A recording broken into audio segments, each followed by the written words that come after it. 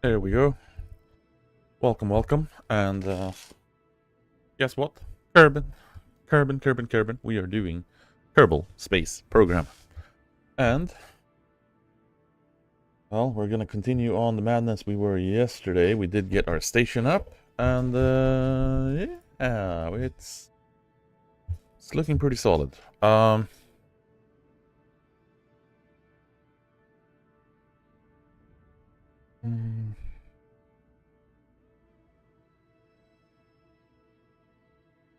See if everything is working all right. Post things. Get this thing here.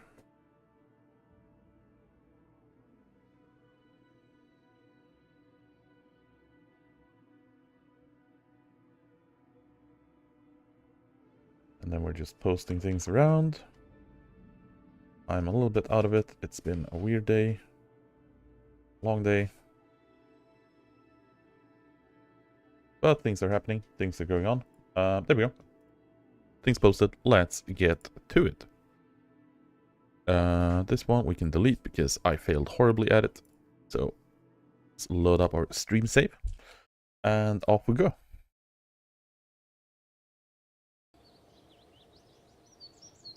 See what the audio level's at. We're fine. We're fine. Right. So we got some science. We are working our way towards high power electrics. We want to get that relay. We're gonna get it's gonna be relays and it's gonna be money. I do want to get that octo. I'm gonna get a couple more. Get some things out of the way here so we can get the camera on. Things are looking fine. That is enabled. That thing is on. Camera is on. And oh boy, was that bright. Not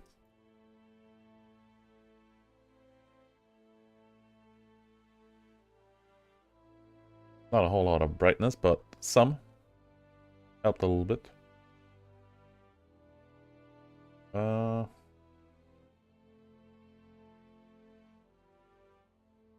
Right. Pop the dashboard up. That is looking all right. High power electrics. That's the big, the really nice solar panels, as well as the big bank. But we did get that one that gives us 400 electric charge. We get some fun stuff around it. Now we are disproportionately going into the science, scanning, and whichever else. Now it would be nice to get the scanning tech, so that's gonna be 600 science. So the question is, what do we do in the meantime? Now we can do, we get 4 contracts, we can take 7 at the maximum. Ferry a VIP safely, attach a move. You know what? Let's do this one. Let's do a part repair or a part upgrade. We just need a little bit of a mooncraft to get into orbit.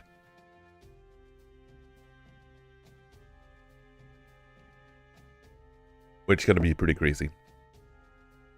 So, we want to grab a small inline reaction wheel. And that's going to be nice. So that's what we're going to focus on. Let's build us a ship that we can use to get to Moon. And we also have the Explore Moon, which is getting 2 vessels in and around the same thing, which I think we will get when we do the other thing. And then we have the outpost on Minmus, which is another one we can do. But we are going to try to get these 2 done here. Just attach a new part to a satellite in orbit of the Moon. And then explore the Moon.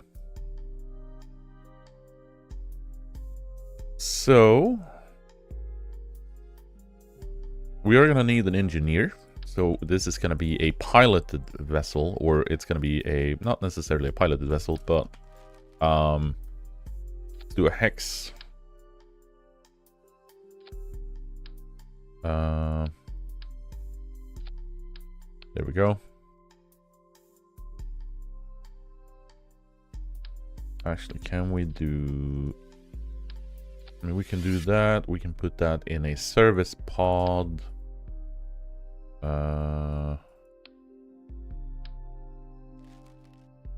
Yeah. Don't know how that would be better. So if we do this, rotate you over there. Get that there. Get a payload service part. Open that up. Attach that in there. There we go.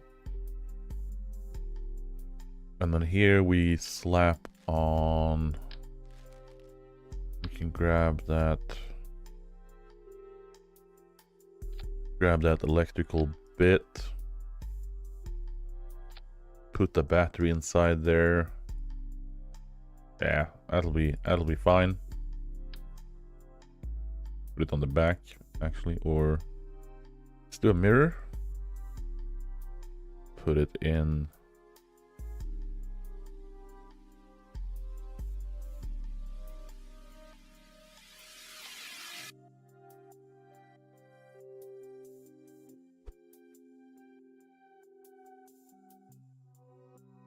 That's fine. There we go. That's our battery pack in there. And then we are just gonna do... we don't really need a big one. We just need some solar panels. But we can do that. Is that the 3x2? Yeah. Let's do that. That'll be our solar panels. And that puts us at 1 ton, roughly. So in here, we are also going to do cargo, because the idea was put a small inline reaction wheel. That has a packed volume of 70. We cannot fit it in here. We cannot fit it in there. However, I think we can fit it in a small cargo. Yeah, so we can do it in this one.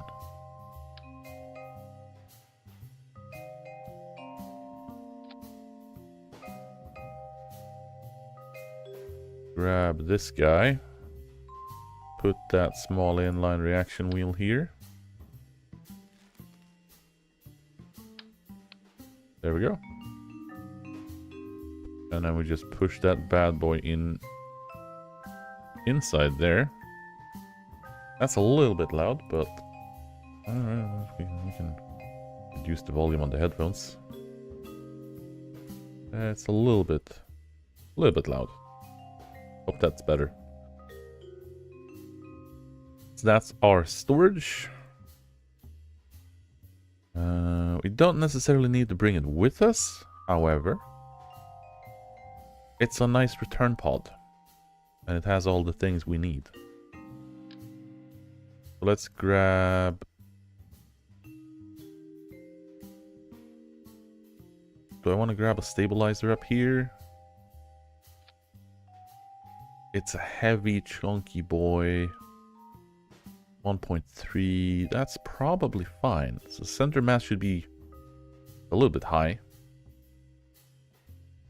Hey, Spud. How are you doing? Hope you're doing alright. We are doing some Kerbal adventuring. 1 ton is a little bit rough for this poor little parachute.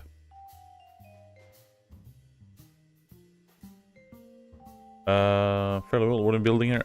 We are doing a Mun satellite repair mission.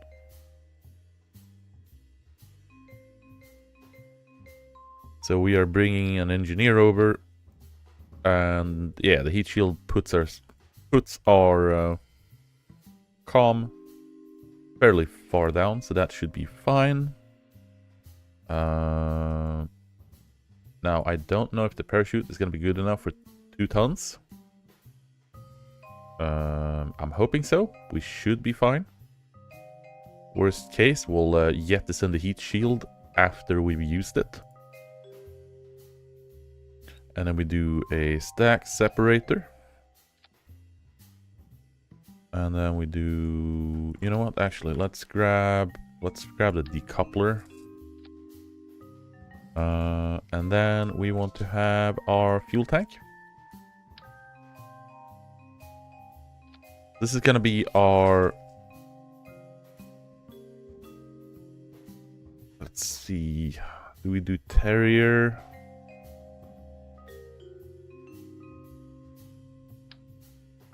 Terrier's probably fine. Question is... Oh, I'm running completely vanilla. I've been eyeing and contemplating if I wanted to bring in mods into this craziness. But... That's 6:30. I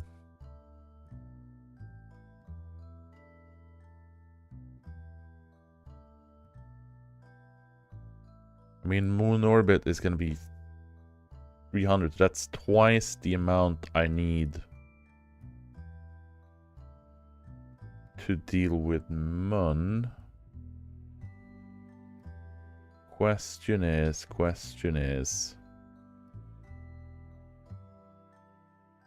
My main stage can keep me up and get me to Mun and get me orbital. And I don't need to worry about monopropellant. Like RCS adjustments. I kind of want to have some.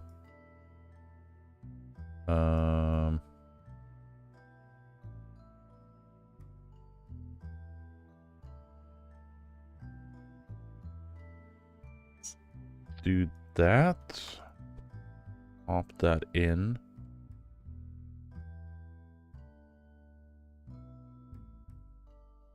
There we go. And then we do some RCS thrusters.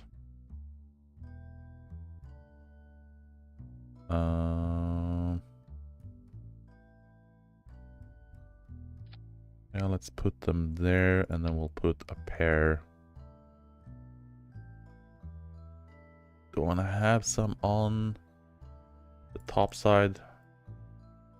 Or center of gravity? Or center of mass?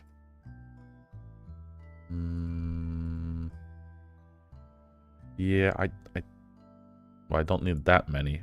I just need 4.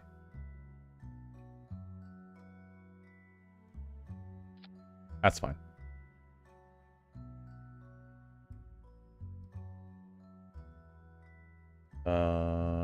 You can easily save on fuel. Yeah, my problem is I'm absolutely dog shit at rendezvous.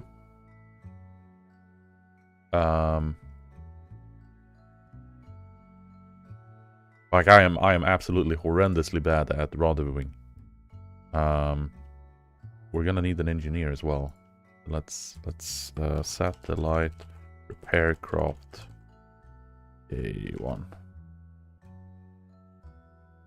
Like I'm you know, divine tier bad at rendezvousing, so having like twice the amount of fuel for any adjustments I need to do is gonna be necessary. We need an engineer. We do have an engineer here. That is fortunate.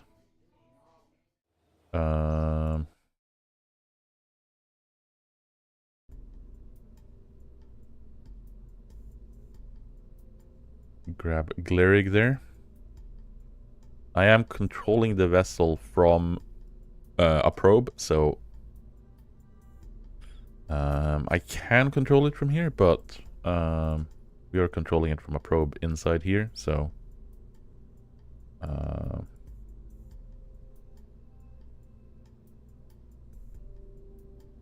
that is gonna help us a little bit since I'm using an engineer to pull this.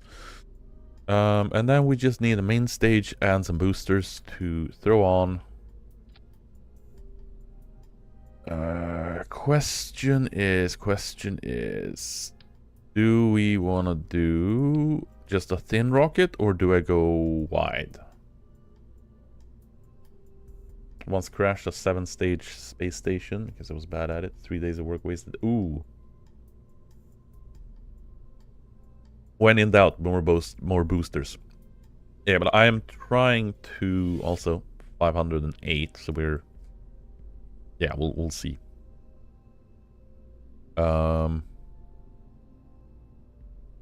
I'm tempted at structural. I'm tempted at slapping on this to a singular fuel tank coupling.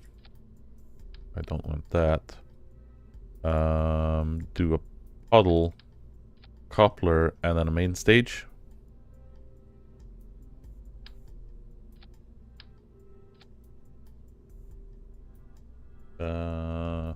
Kerbals are notoriously bad at math, so 508, 50.8, same. This is very true. That is very true. Now, if we do this, we're looking at 1800. It's actually not too bad. Now this is starting to get a little bit expensive, but we are fine. The mission reward is like 360,000, so probably fine with the rocket ending up at like 40,000 cost. I just need to actually succeed at the mission. Couplings, hydraulic decouplers. Did I orient the rocket? Yeah, I did.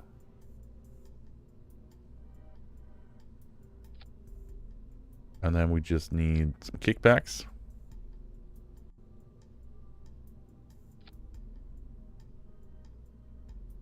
Put those in there. That's a little bit... Well, I guess the delta V is combined here, but...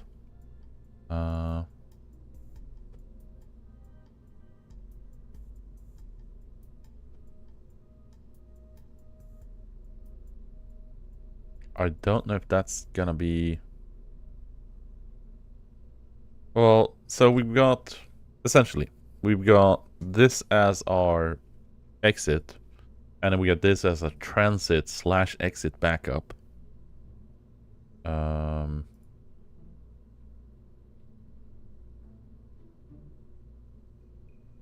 And that should be fine, right? I don't remember how much delta V we need to actually leave Kerbin.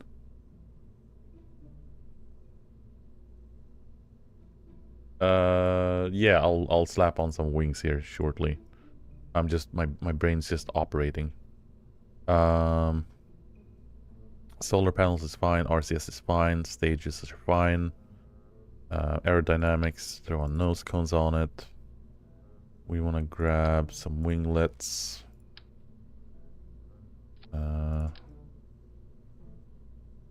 We just add those for a little bit of extra drag. Oh, for crying out loud. I hate the stupid mechanics.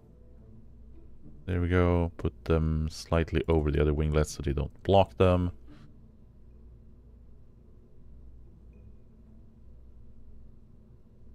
We have separation stage. RCS thrust go. Parachute down. Aim for water.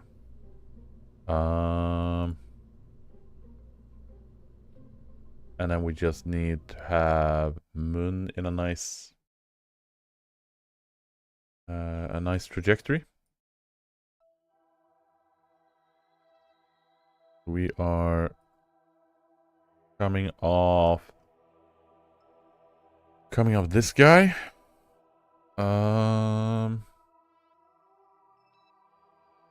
Means we are in a very, very wrong position.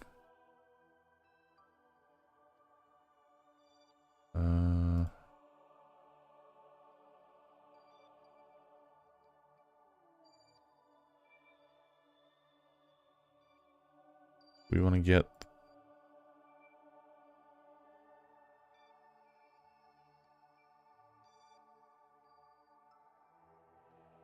Where do we want to be launching? We want to have that somewhere there. Or where do we want to have... Somewhere there, right? Or am I going to be launching... I'm going to be launching way too fast. We want to be doing something like that.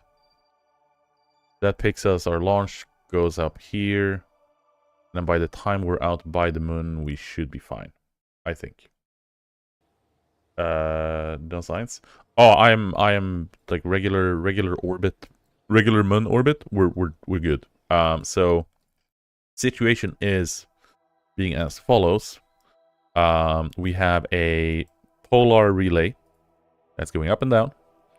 We got a little bit of a horizontal weird planed relay over Kerbin. And then I have I don't know why it's thinking we got lander debris here. But I do have a lab on the moon.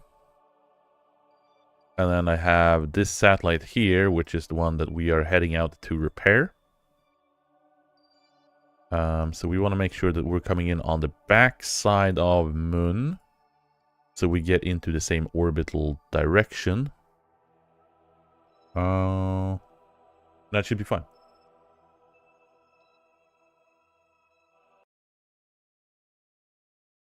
See, I have a lab set up on moon doing research, so all of the things kind of in orbit and or adjacent to it is pretty done.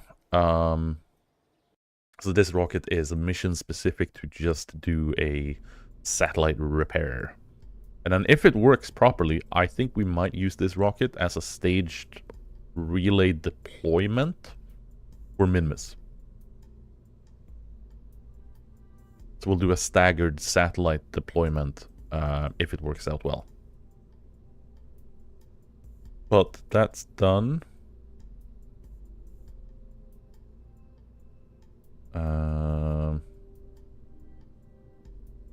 That might be a little bit rough, but that's... Yeah, we'll see. Launch and test and see what's happened.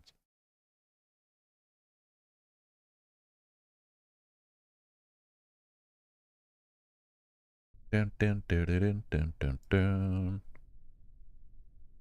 Okay, so bam, bam, bam, bam, bam, bam, bam. Put in that SAS. Now, the thing I'm scared about is whether or not I need to move the detachment manifolds slightly higher up.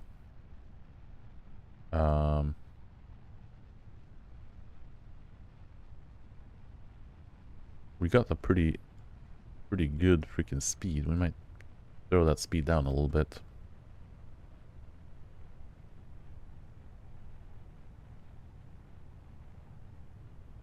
So I don't like the angulation on these boosters.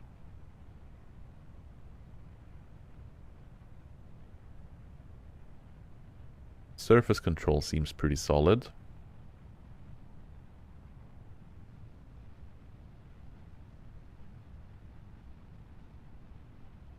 Variable synchronous satellite array. You can do it 5 satellites in one launch. Yeah.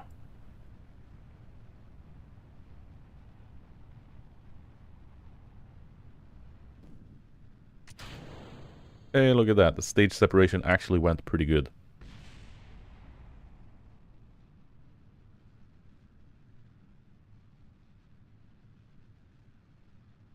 And then we got our apoapsis. Looking pretty solid. We got plenty of fuel on our sustainer.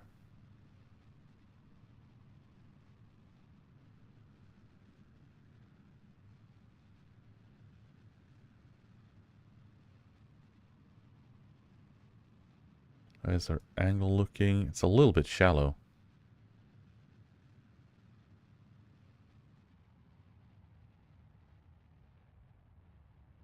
Gonna throw down my thrust a little bit just so we get...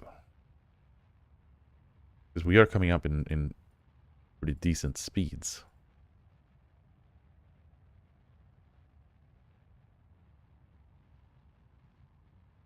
Oh yeah, so we can... I think we're good. I think we should be fine.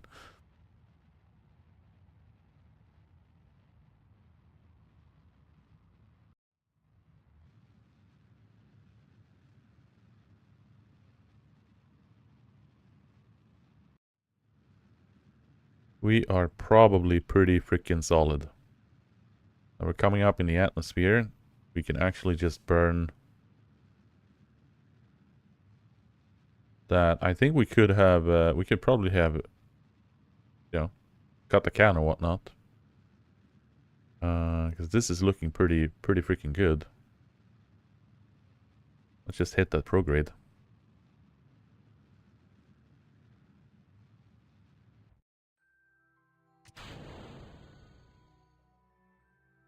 Add that separation. And then, yeah, we launched way early. So I think we're just gonna take up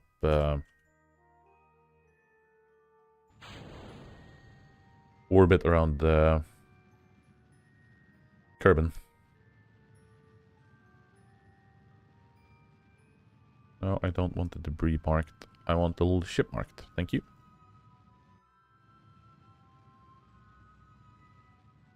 Cut the throttle.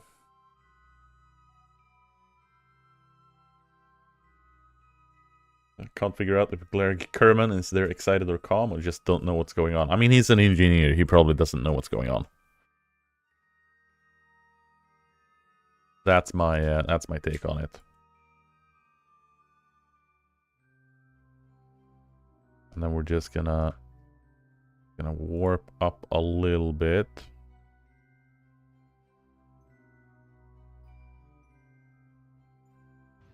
And then we're just gonna go burn. We want to circleize our orbit. And then we can do a pull out to the moon wherever we might need to. And that's going to be fine.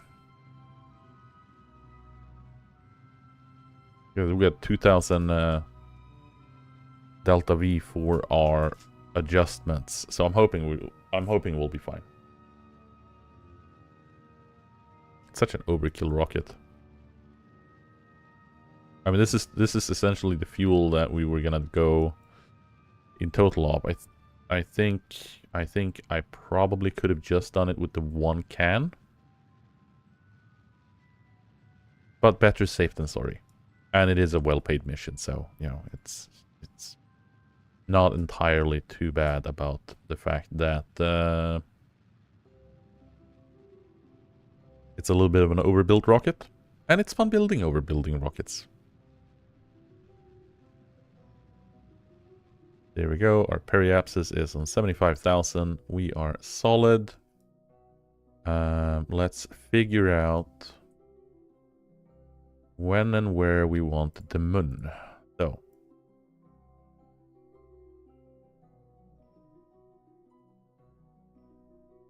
Huh. Well, actually.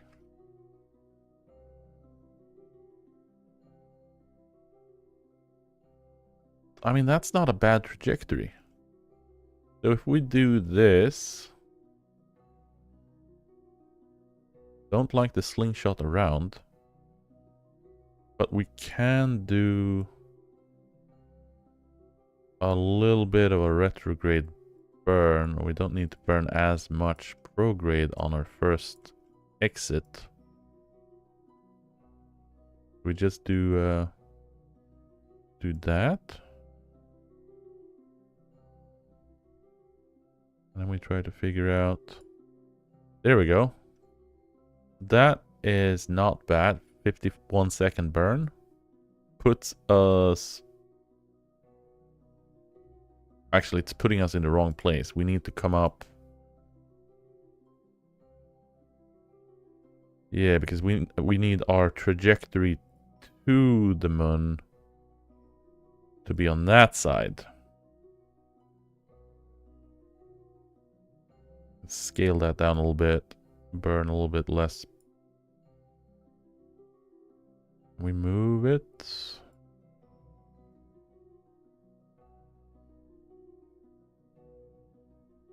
It's actually a pretty good launch window we had there. So here we just want to burn freaking...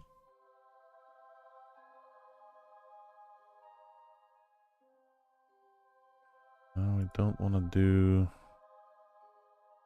Don't want to do that there. We want to do it here. Because we want to get into moon... We want to get into moon orbit. And we are going in the right direction as the satellite. So that is our... That's our launch. It's not overbuilding, it's German engineering.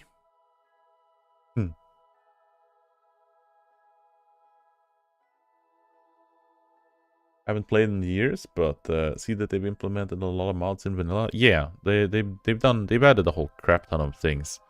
They also took the opportunity to add a bunch of like further enhancements slash features and whatnot. When they released the DLCs as well.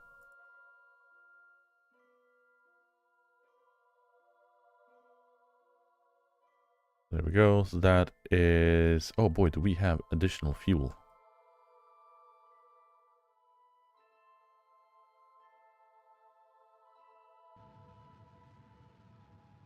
That is our 45 or 47 second burn to get our window out.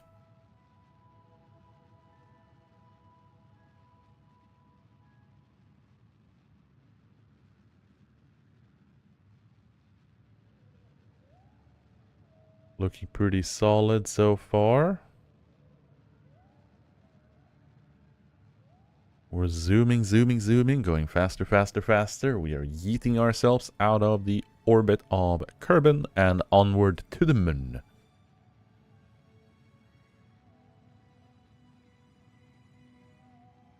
Seven, 6, 5, 4, and then we just throttle down a little bit so we get a little bit more of a precise burn. And done. Don't know what happened with the trajectory there because I did burn a little bit wonky.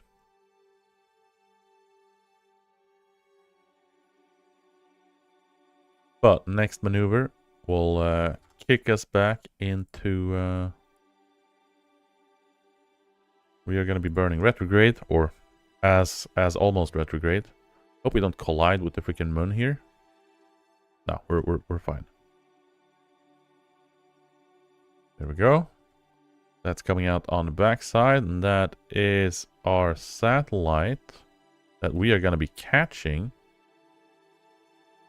Now, funny enough, we are almost outside of the fact that our planes are way, way off. We're almost in line with them. Oh, that's not too far off. Yeah, just yeet over the inline reaction wheel.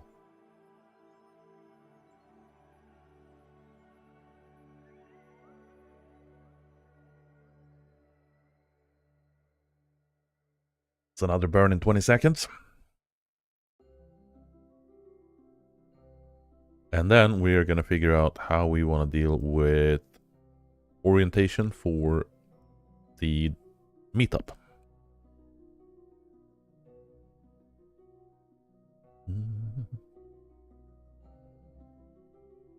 That is our start of our 37-second burn retrograde to pull us into the orbit of the moon again.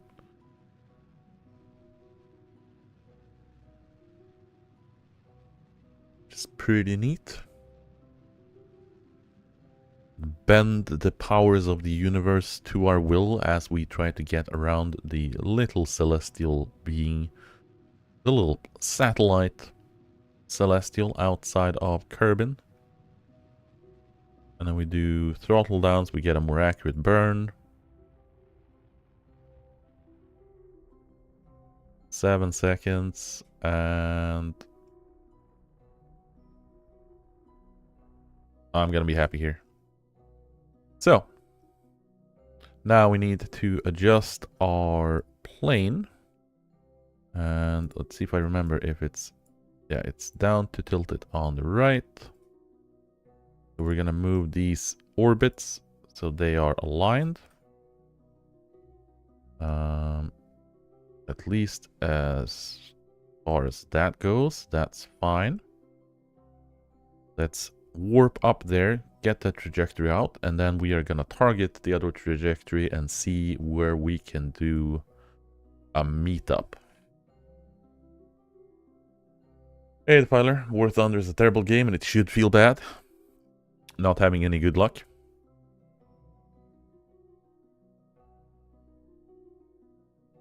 I take it.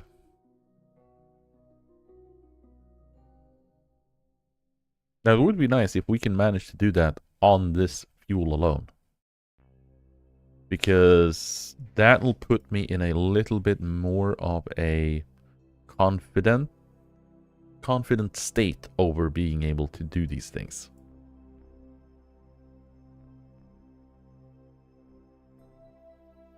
And the fact that I don't have automatic like anti-target, target, and so on and so forth is a little bit terrifying, but you know, it is what it is. So now that we have that, we are going to put our thrust limiter to 30%. That's going to change our burn time. It's going to change our burn start, because that'll give us a little bit more of an accurate one. That is shifting around our planes.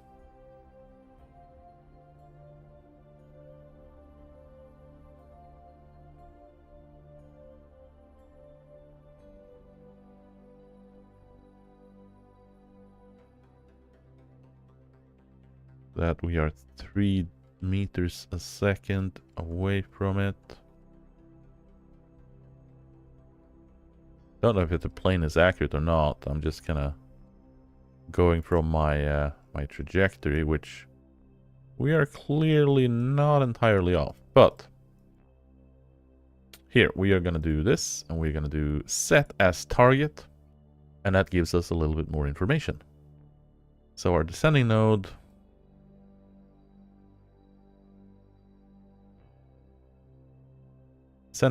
and our ascending node, we're going to pull our trajectories a little bit closer. So our periapsis, our apoapsis, let's close this down a little bit. Right? And then we want to do the same thing here. We want to just choke and rein that in a little bit.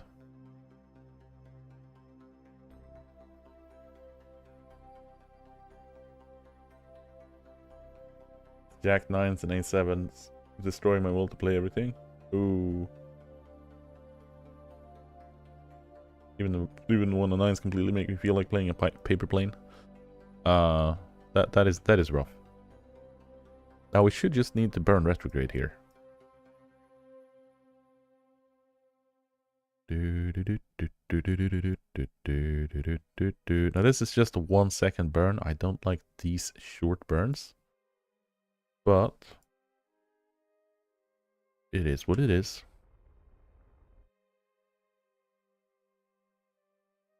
Gonna be close enough. And then we'll fly over here. And then we'll pull in the other part. And then we'll do...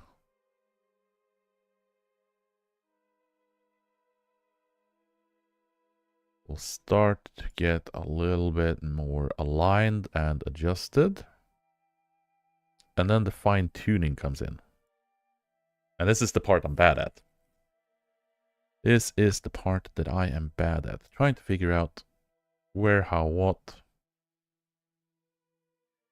Now the descending node and the ascending node, they should be 0, right? If my trajectory is leveled with the other one, it should be 0.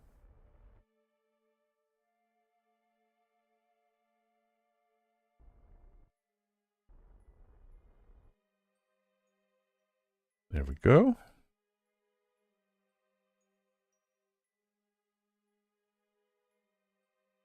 So, because we're not entirely in line, right? As close to 0 as possible. Yeah, so we do want to hit it to 0. I'm just not sure. Don't need the moon apoapsis to show up. We don't need my details either. So we can do approaching, and we can do...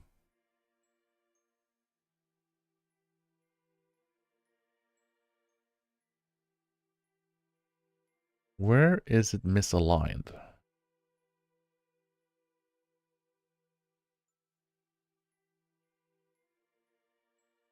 I guess it's yeah, it's on par, but it's slightly higher.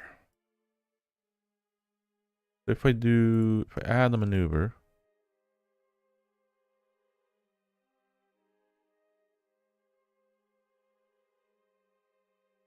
sending node. Where did the DN go? I'm on the freaking DN. That's why.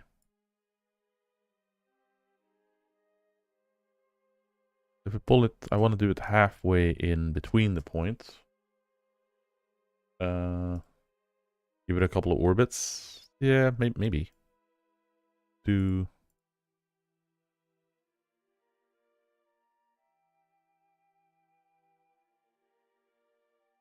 it's not gonna shift too much, since I do need to. Like I said, I think the orbit.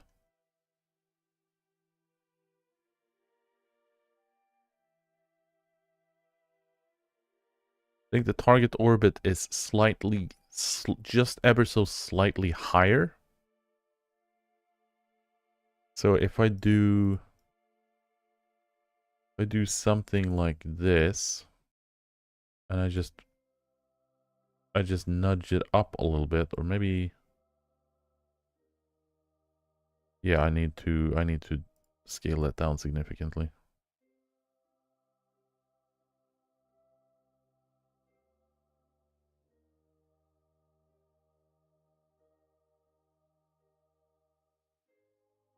That puts it at 2.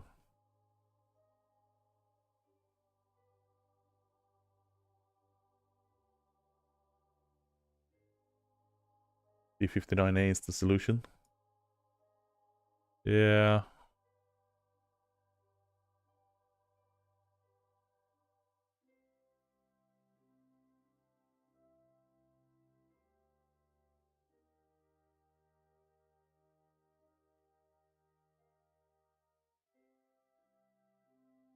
Maybe.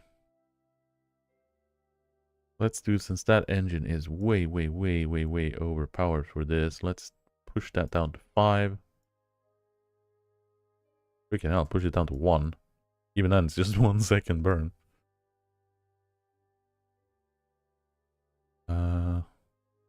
Okay, so warp up to that.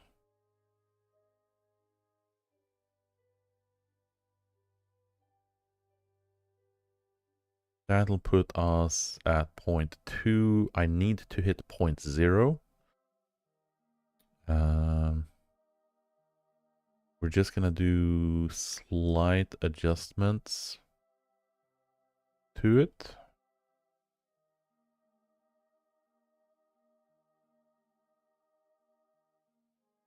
Oh crap, yeah.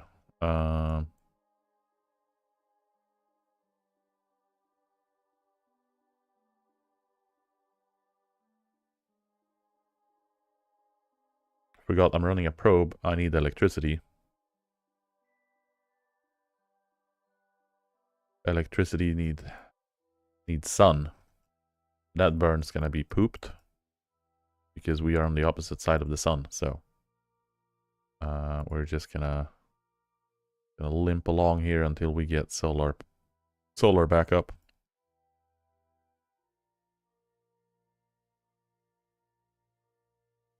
There we go. Let's do ascending, descending.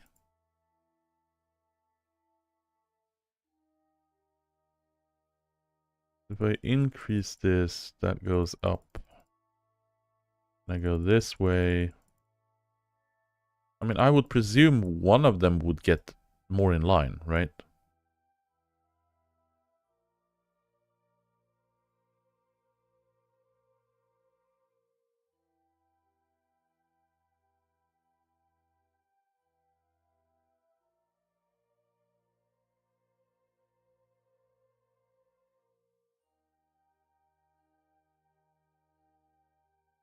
You're burning at an all time? Yeah. I think we're just gonna We're just gonna prevent that from happening. So I want to do... Would it be better if I just shrink out this orbit? So the orbits are more aligned, so we don't have this ecliptic weirdness around it.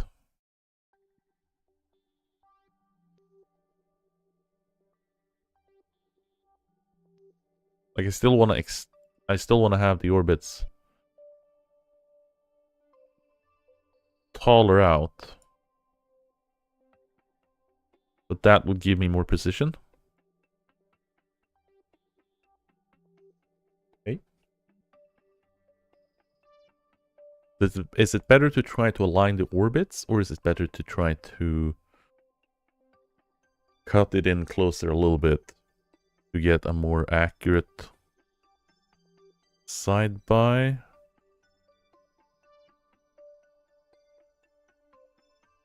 Also burning on the node. You're talking about burning on the actual ascending descending node?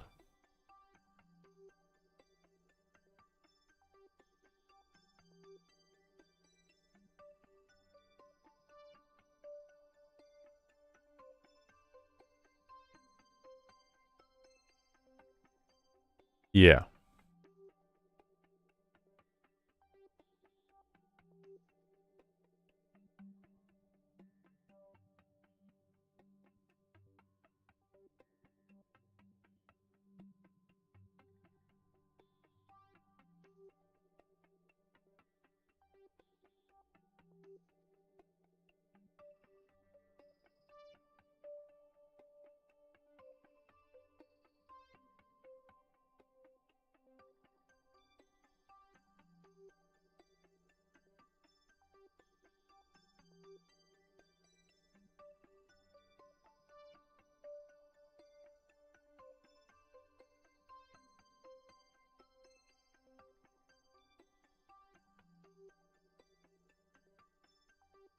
So that puts me in a pretty good overlap.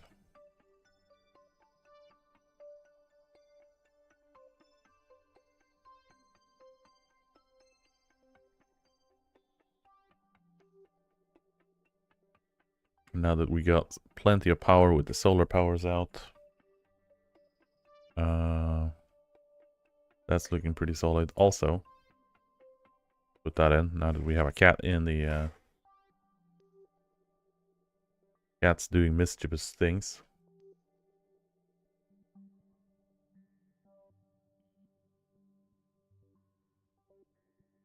Then we just do retrograde, try to get that to align up. Like I said, we have 3,000 seconds of burn time in the current configuration. So I'm hoping I'll have enough fuel to adjust these orbits out a little bit.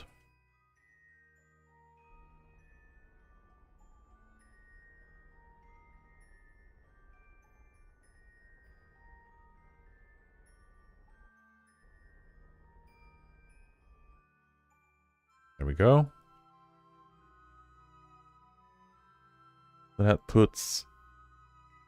Let's put our intersect pretty much dead on there. It probably a little bit on the inside.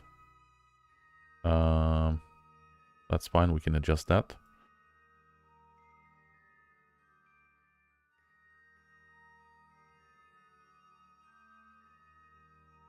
Oh, we're just on the freaking cusp of it here. Right, so let's try... You're saying try to put it on the actual node itself. Hey, look at that. That actually works.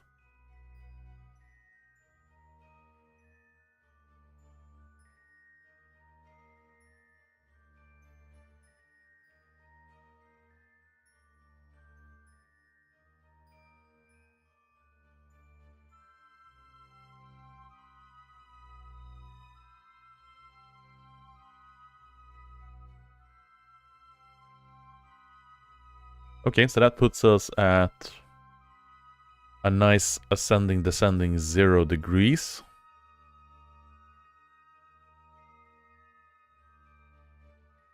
And that's a nice stable 7-second burn as well.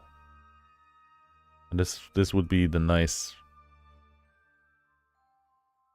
nice additional experience for the crew as well to have this.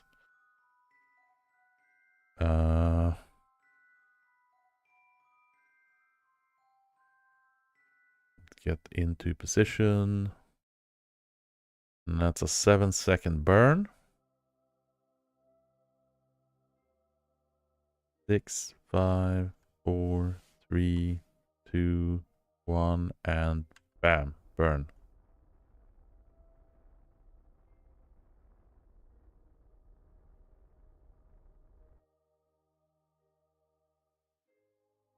There we go. So that puts us at 0 degree. That's our orbit setup. Now we want to have that intersect together with the other intersect. And since we are slower,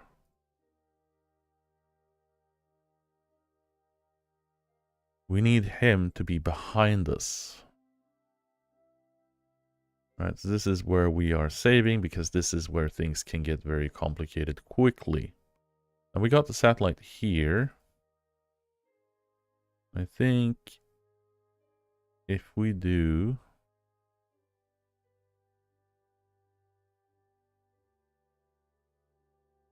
Now this is also where it gets tricky, because we are running on a probe, but we could do a manual control, but it disables SAS for us.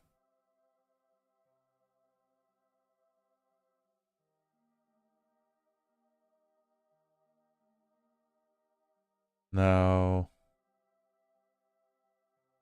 this could be a bit interesting.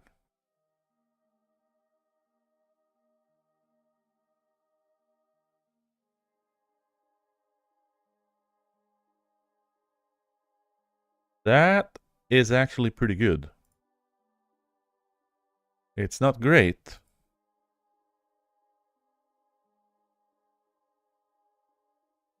But that's 100 meters. Not even that. That's 74 meters. With a relative speed of 27.2.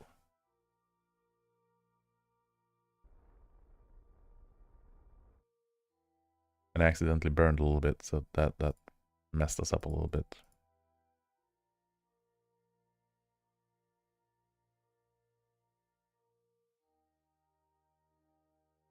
See if we can move this burn.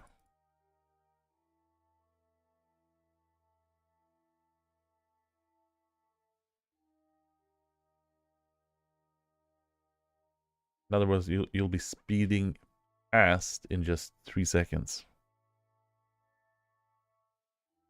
Essentially. But I want to do... I think I want to do...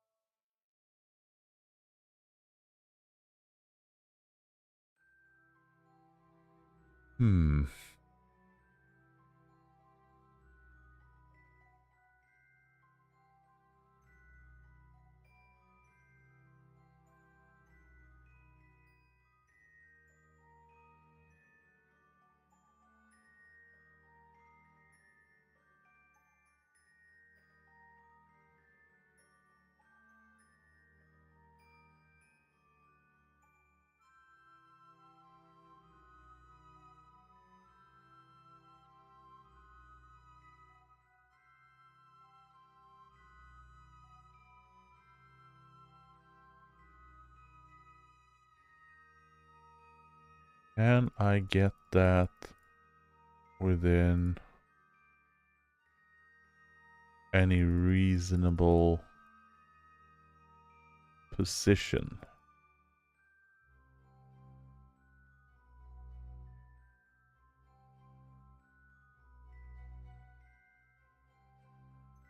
Like, we can get that under 100 meters.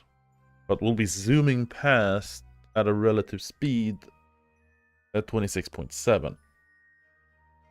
But is that us being too fast or him being too fast?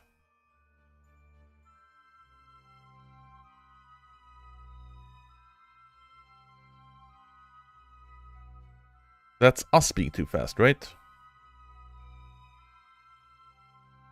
So here, couldn't we just burn retrograde? Like right prior to the engagement, like here?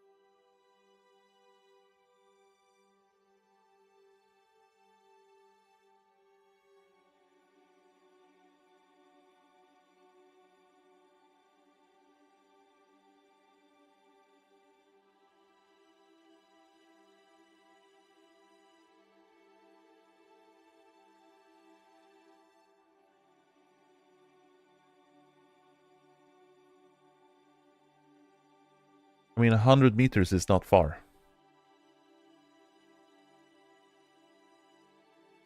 Right, now I missed my lawn, I missed my window to burn. But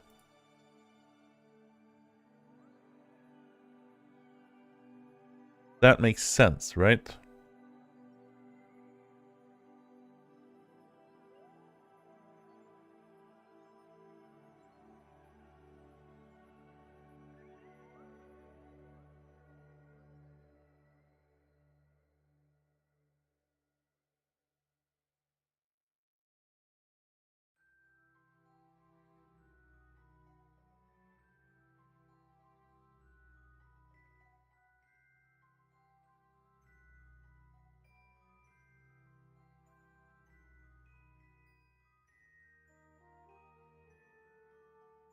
We just want to do even the first one you had planned.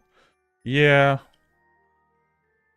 I think so, because once we're within 100 meters, I could have just burned to kind of make up for that.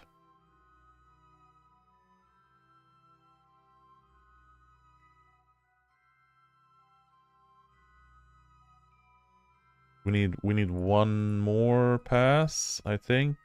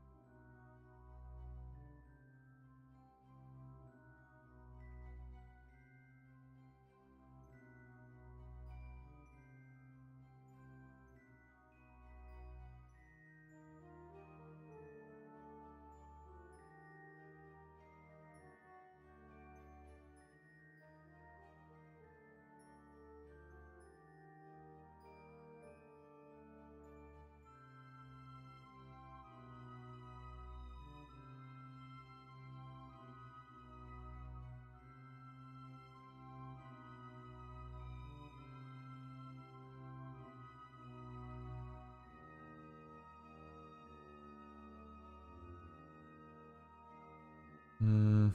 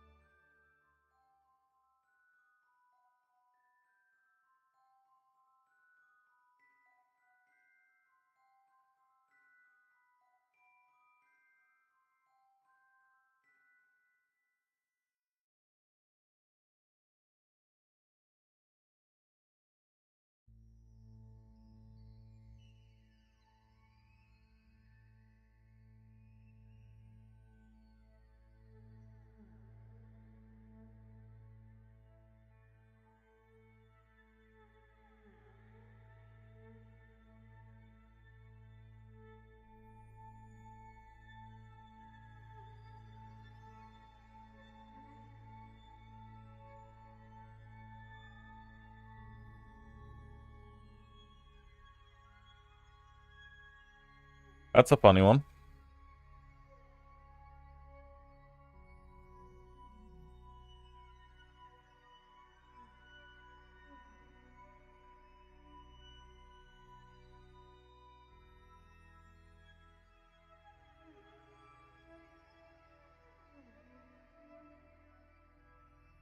I mean, having two intersects is not bad.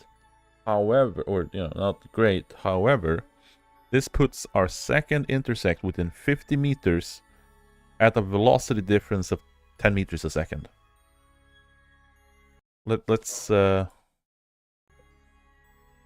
that. See what happens.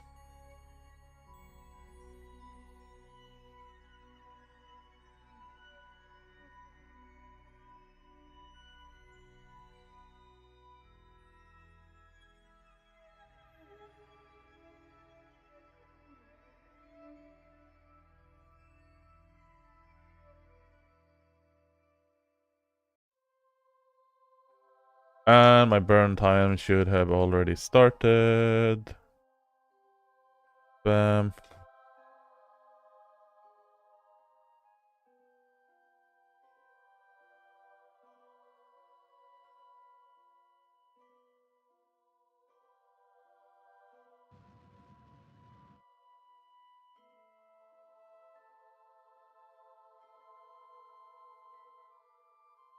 Okay.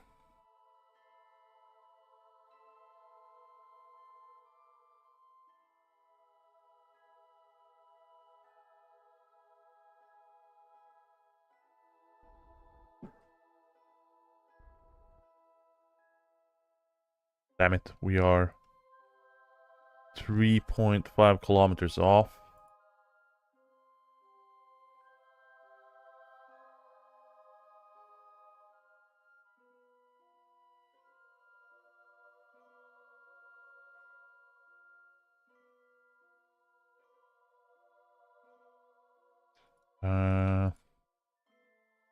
Set this target.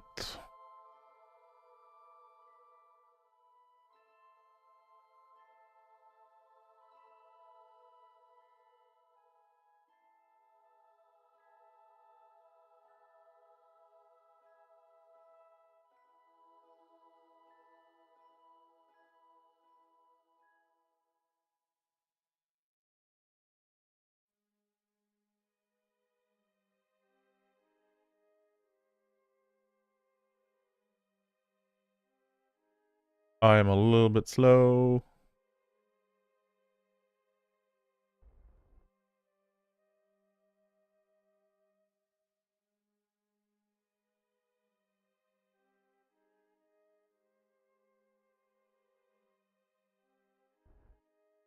That puts us further away. I need to burn retrograde. I need to slow down the engine a little bit.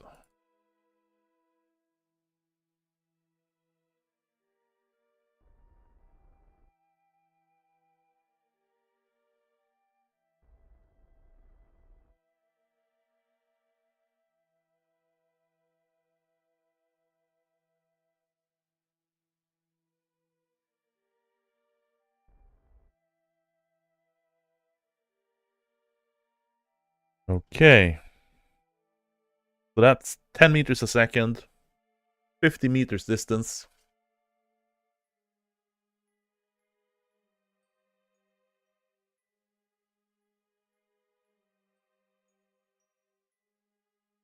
Do like 0.5. Oh, that's increasing. I'll switch over to prograde a little bit.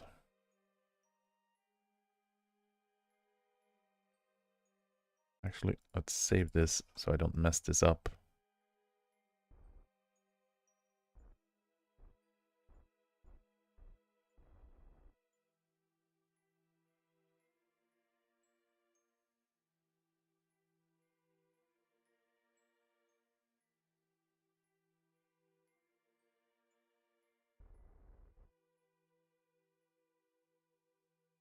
Okay, so 35 meters a sec, or 35 meters, 10 meters a second.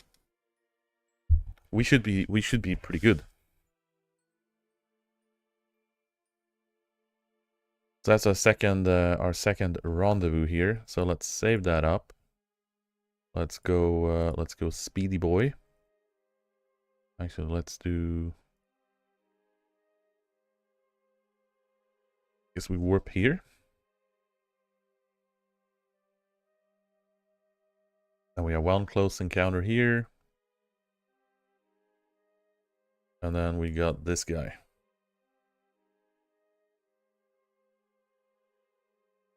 Now, I do not remember how I wanted to do... because we are going... Okay, so hang on. Are we going faster or are we going slower? We're on the inner tracks. We're going faster. Right? Which means I'll slow down to catch up to him. So it'll be retrograde, because that'll pull in our trajectory here. Okay.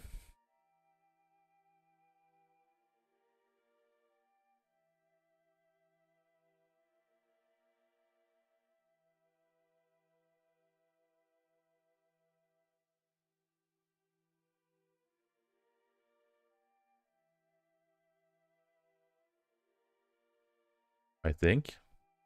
We're a kilometer away from it.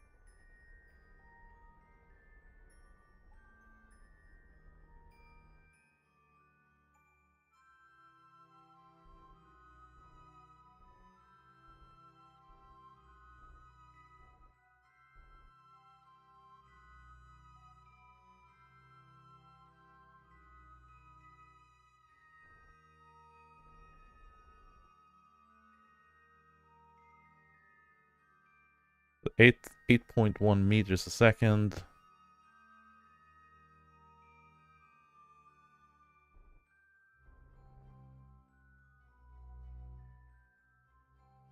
Do I burn prograde?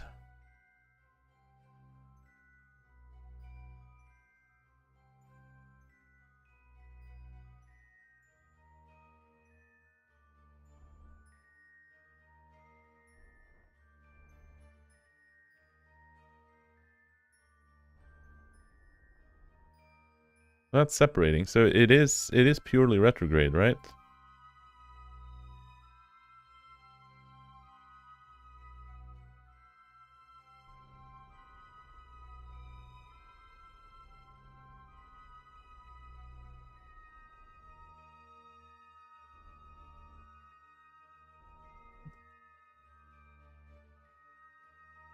Oh.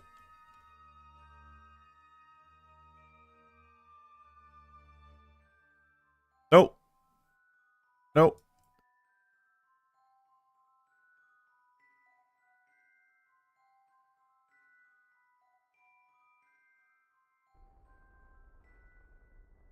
Well, I smacked it.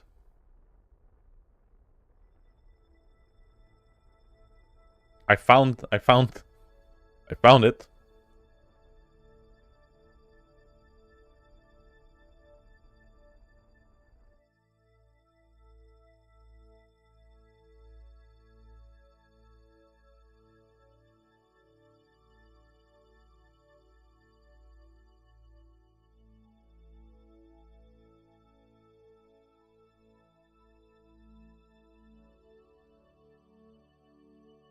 Oh. My controls are upside down, back and forth, up and down. There we go.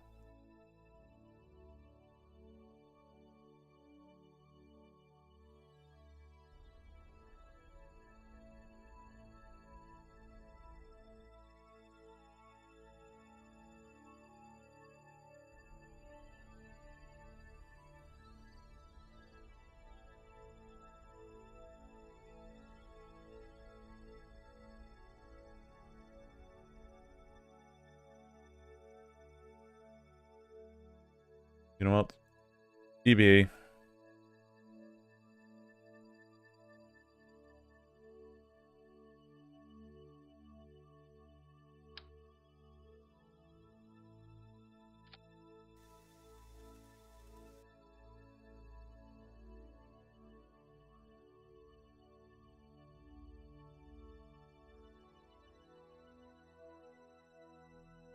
There we go.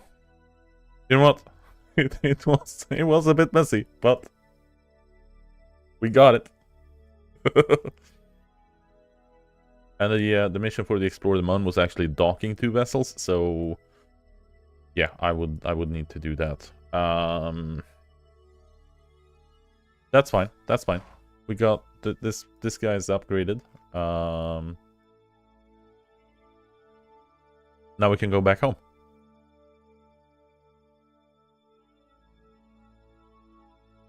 Not bad. Like I said, it was a little bit messy. We collided with the damn satellite, but you know, that's fine. That's fine.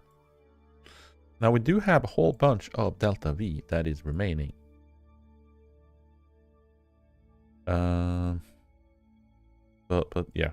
So we're gonna avoid colliding with the thing on a trajectory here. So we can do, if we do anti-target, right? There we go.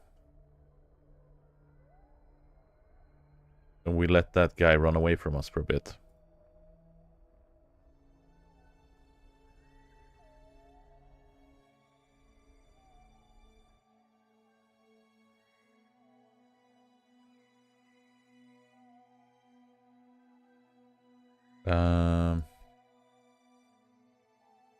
And then we do a slingshot here at periapsis. Zoom. That was a little bit rough, maybe, because we don't want to leave Kerbin.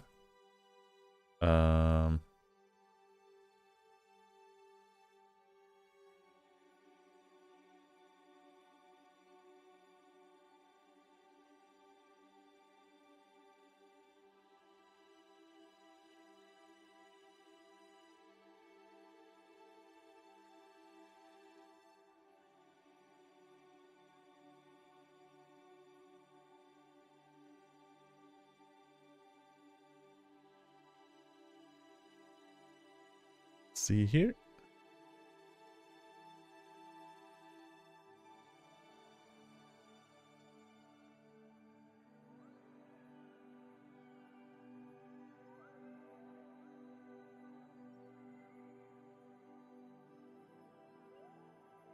There we go. That puts us in a outward loop.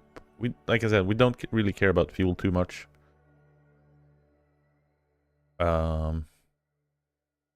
And then once we're out of Mun, we can deal with whichever else. So that's gonna be here somewhere, and we can just pull on our periapsis and go super crazy. So warp up to our prograde.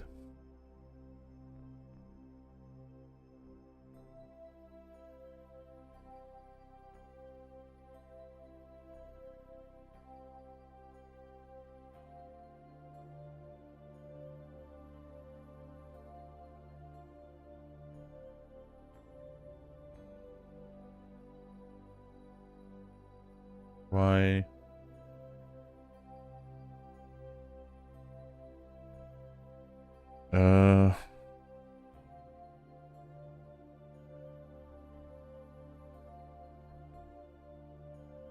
The engineer should not be in control of the vessel. Just saying. I want the pod to be, or the probe to be in control of the vessel.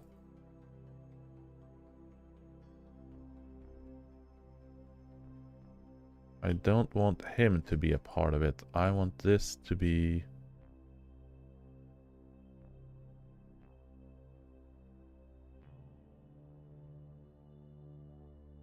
How the hell do I do that? Transfer in, transfer out, transfer with what?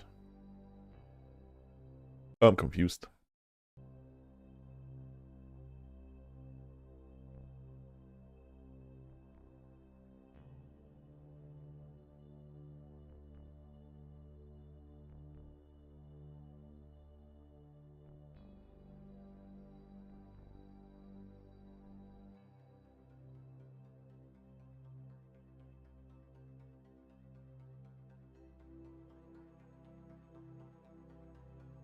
How am I telling our poor little engineer? Do you have proper signal and yeah. We got full signal strength. Bouncing through a relay, we got power. Although you can't see that I have power now that the cat's gone. We can pop that up. I do have electrical power. But for some reason, it's decided that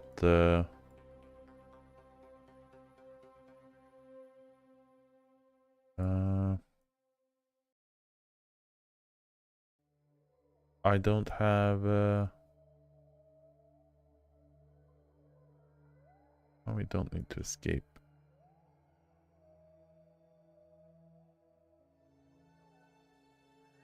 Interesting orbit.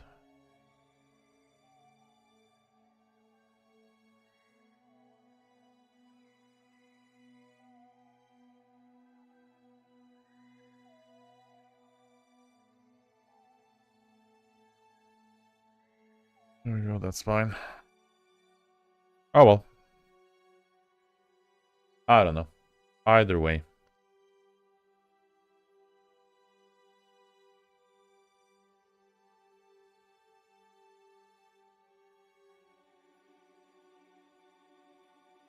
It's an odd direction anyway. We have a burn thing. So let's do 3 seconds of burn to yeet us out of the moon atmosphere, or the moon control. Arguably, if I had legs on this, I could have landed. I could have landed with that thing on the moon, and I could have made it back to Kerbin.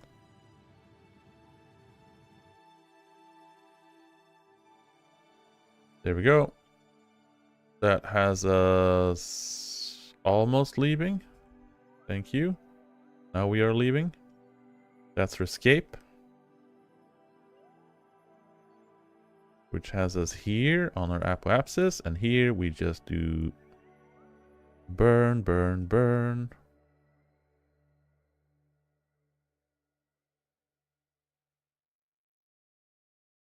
Periapsis. Put our periapsis at 90. It's a little bit rough, but 45. Go on and up.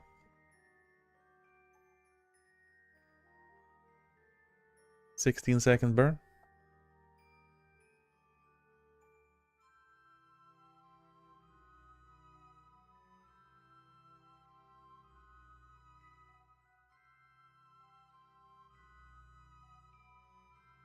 We get here. Get in line. Oh yeah, because I had target. That's why.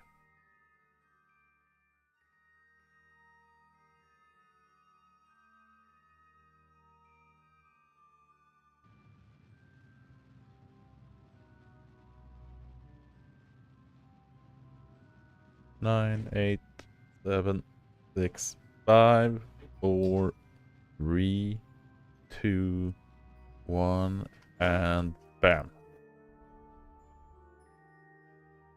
That puts our periapsis at 48,000. Let's do 40,000. Save it up. And we can essentially just fall to the planet. Now we have a whole crap ton of fuel left, so I'm thinking we're gonna be yeeted around the moon here once more.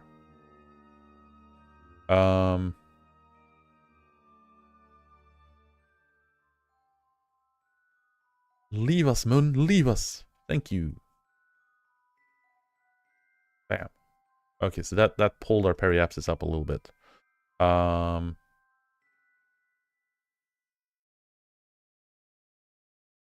We just want to go into first speeds. We can do the realignment. And we do a little bit of a burn here to get within that 45 kilometers. Save it up as of the adjustments. And then we speed up And then once we get into closer to the atmosphere, my thoughts is just burn, deploy, burn like an idiot.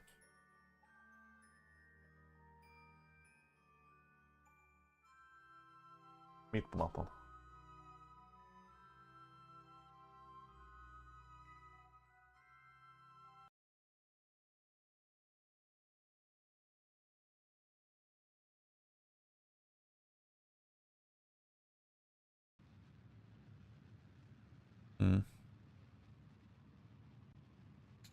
I have a bit of a cat hairball situation, so I will be right back.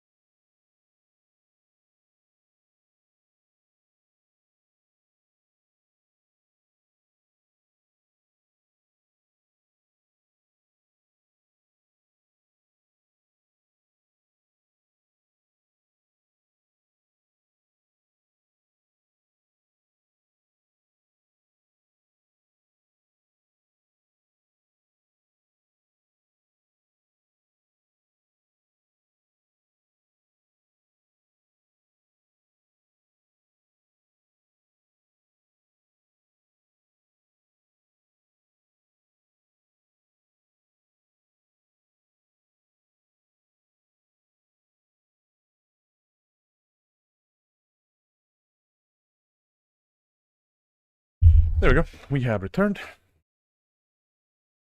We have an ad break starting in 3 minutes and 40 seconds. So let's just do that. Flip over, unpin this.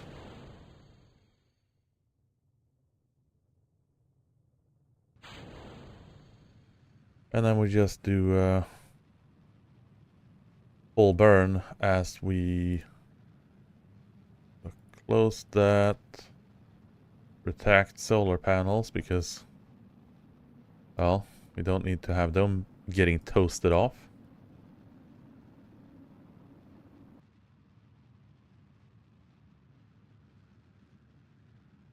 As I said, we are just gonna be burning as much as possible. I do have a heat shield on the pod. I'm just kind of curious if the Terrier is enough to just break our acceleration or break our speed. We got 2 minutes of fuel left, so break, break, break.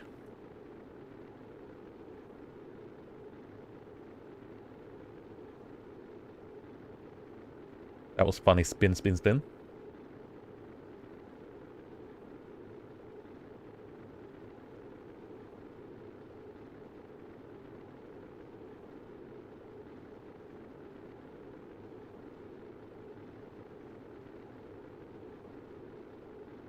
We clearly got to the moon and back with a crap ton of fuel to go.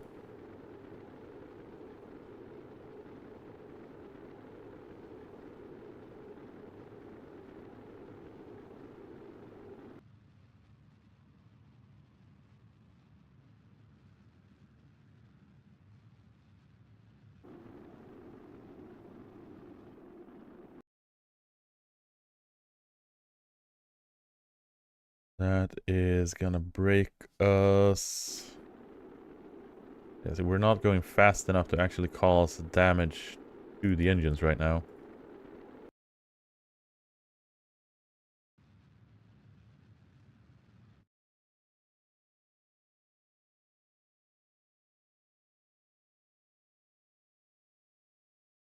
But I am hoping that we can splash down in the water.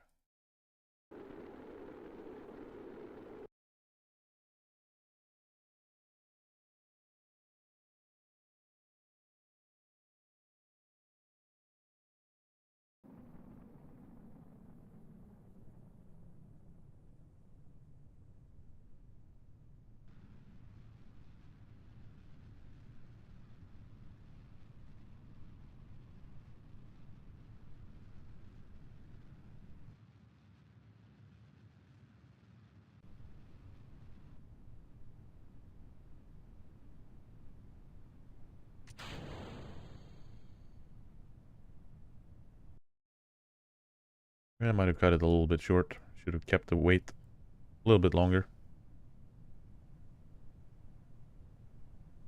Me landing on the freaking beach here. Get a new resort going.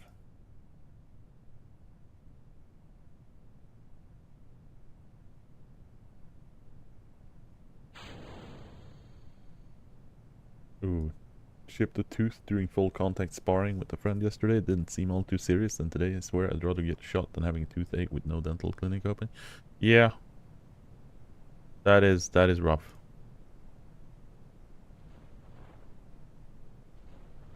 We are coming in way. There we go. Yeah. Gonna say that's way fast. I don't like it. But we are good. We are good. And that's a 7 meters a second.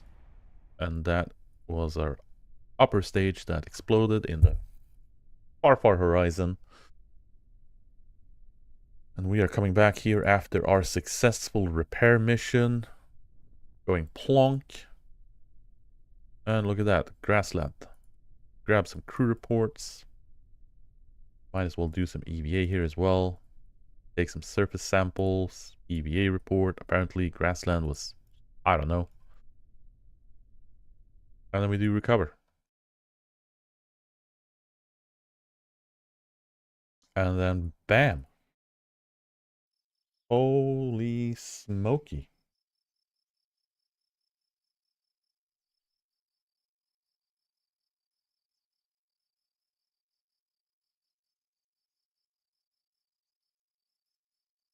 And our engineer got level 1 because of the flyby to the moon. Nice. So, with that in mind, let's have a look at the missions. For tourists. Orbit around Kerbin, orbit around Mun. Ooh.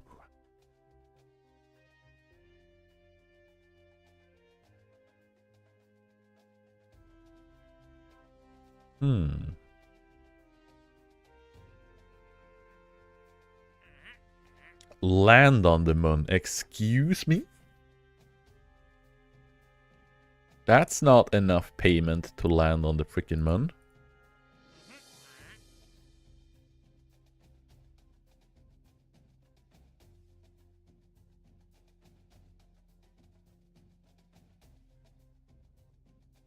Build a new station around moon.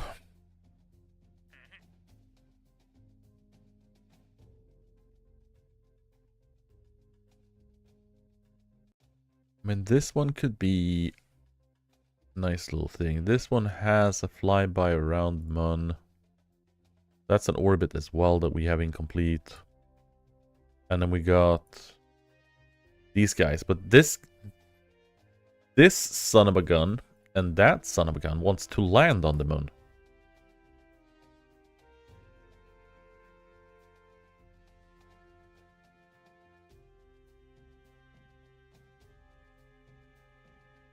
I'm not entirely sure I'm comfortable with.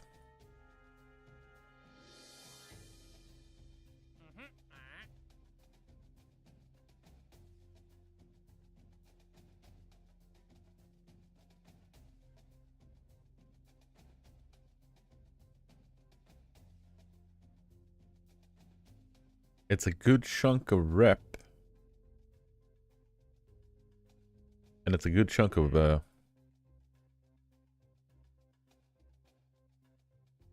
cash.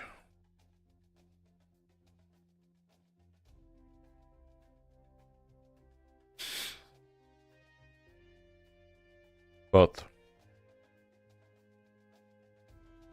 not entirely sure on what I feel about the landing on Moon with tourists.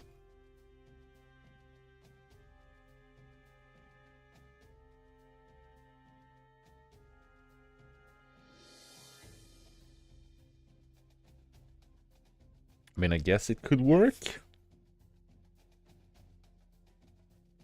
150, because I mean that's a 300,000 mission right there.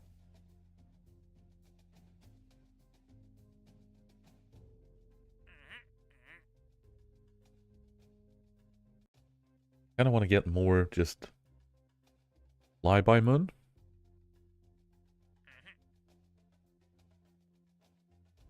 We got Explore Moon, which is, well, I guess this would go in line with that because I need to dock.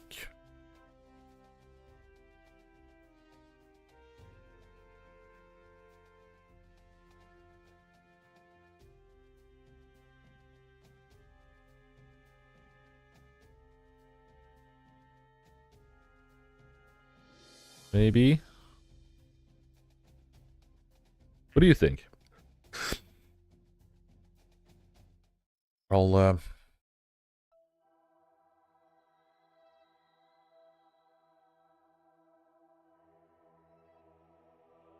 lander debris. That can be removed. Small satellite scrap, which is that one, we can remove. The Moon Lab is supposed to have another icon. Don't know why I keep forgetting to change it. It's a little bit dark here. Let's do configure vessel. This should be a base icon. 115 science. Wait until we turn daytime.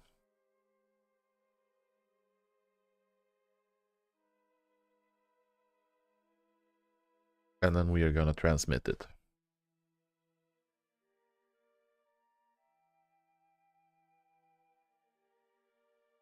Which actually, I mean, we could wait for it.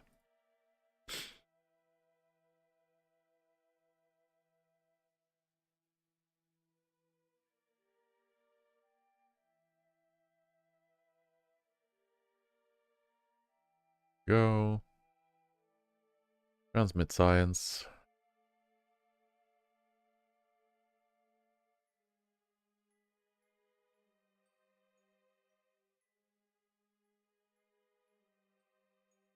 That's 175 science in the bank.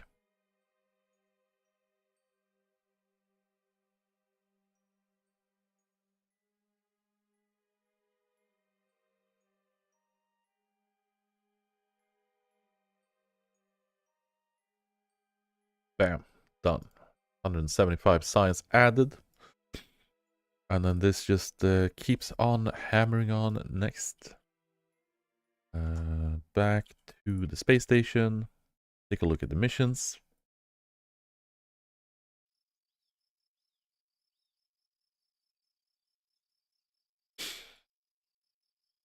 And we'll do 426 science. Now, question was scanning tech. I think I wanted scanning tech because I'm gonna want these eventually, and I'm gonna wanting these for the big solar panels. But I think we can get by with the ones we have, since we have We have these guys now. That's still 1.6 per second. It's no 68. And we can do rechargeable battery packs.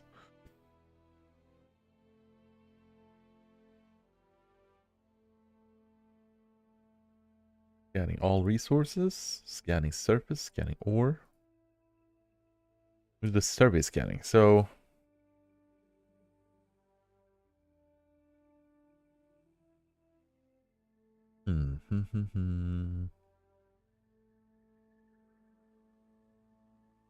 Ooh, so is this another science thing? Atmospheric analysis as a science experiment to get more science, I guess.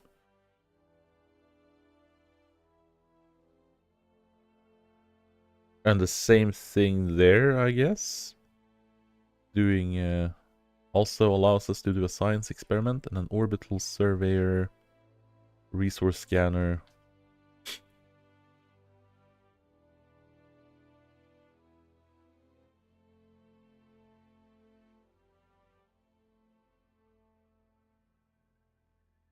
Or extra solar, or the command modules. Some kind of want to do the command pod, or the Mark III command pod. Armor engine, advanced landing, the better landing struts that allows us to do adjustments for it, I believe. It also gives us proper foldable landing gear for the airplanes. And 410 would allow us to pick all of the advanced aerodynamics and do those. That could be pretty slick.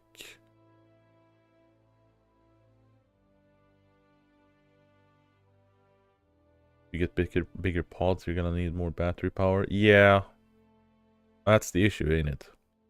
Like, I need this to get the big rechargeable battery bank.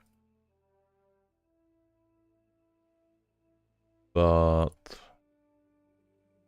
the Z4K experimental electrics. That's the RTG. Yeah, that's the RTG. Heavy as hell, but infinite 0.8 power. Mandatory equipment for doing long-range space exploration.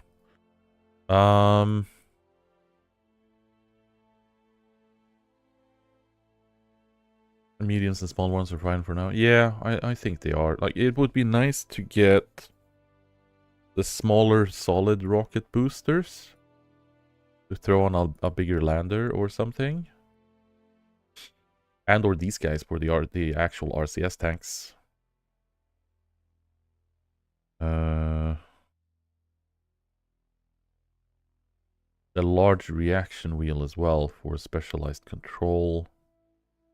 Also give us fly-by-wire avionics, which also wouldn't be a bad thing.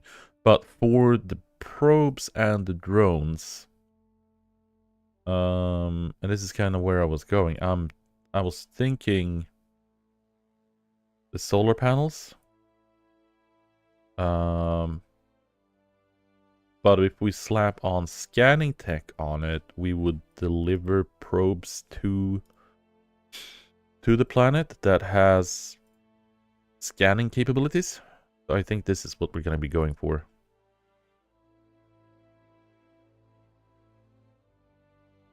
And then we figure out this in here, because these guys got stuff. Power, electrical. Lap on is this the 3x2?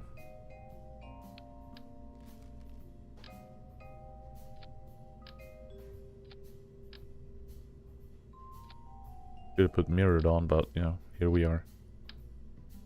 I'm just doing something dirty for science. do this, right? That'll pull in stuff, right? And then we have this thing that also does science. Anything else here that does science? The infrared telescope. Holy smokes, this thing. Does this thing need to be in space?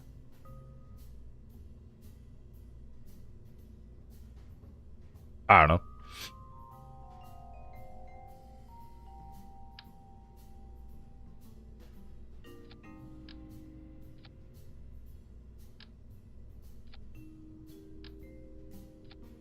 I have a slight feeling we're gonna tip over.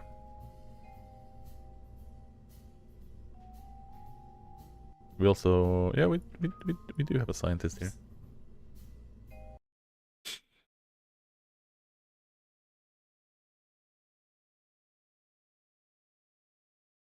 This feels very, very dumb.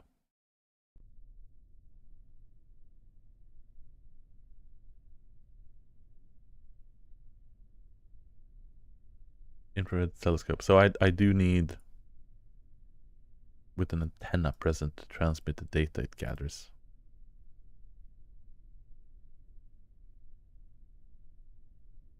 That's funny. Ooh, that's a lot of data.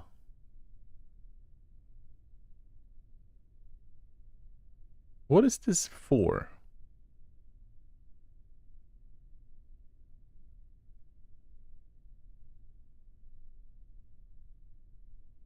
All hatches are obstructed. Can't exit.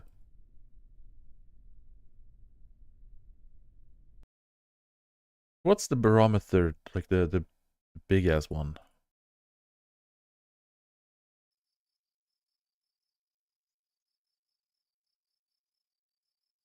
Whooping 6 science. Because that was supposed to be a science experiment, right? Right? That's in here. Was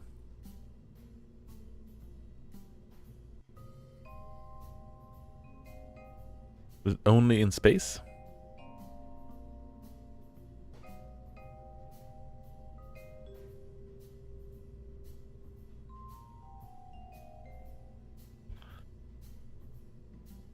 Deployable part rated for 3 kilopascals dynamic pressure. Yeah, so I guess only a space thing?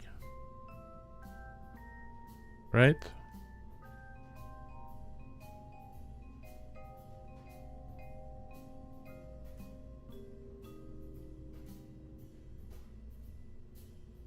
You use it to measure gravity from space? Yeah, so only a space thing.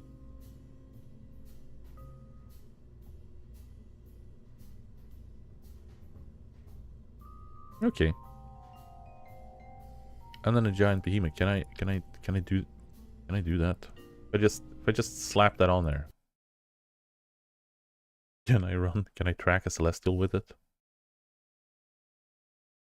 Watch how it just disintegrates it.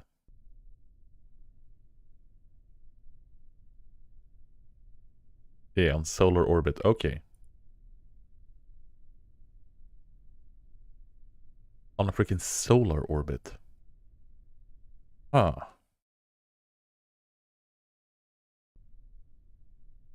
That is some demands. Uh-huh. Uh-huh.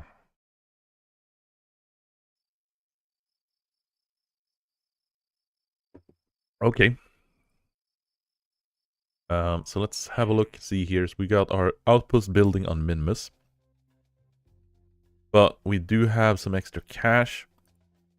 Finish building a rover. That would also be an interesting one.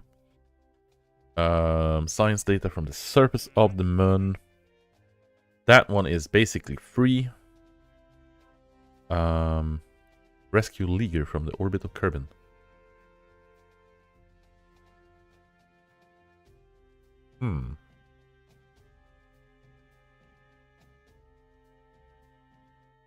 Why does it want another freaking surface? No. Just no. Attach a new part to a satellite in orbit over Kerbin. Nah.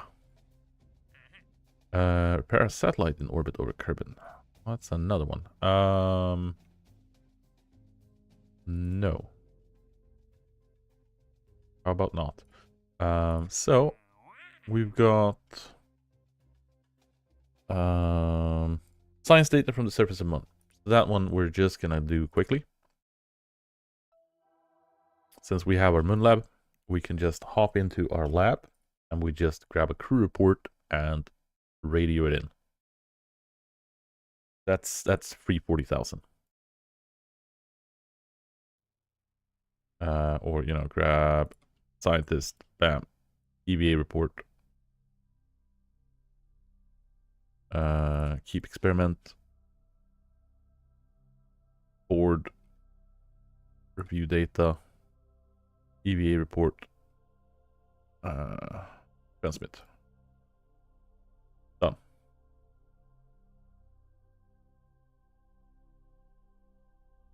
And that was that mission. Whoa, awesome. We are great. Whoa.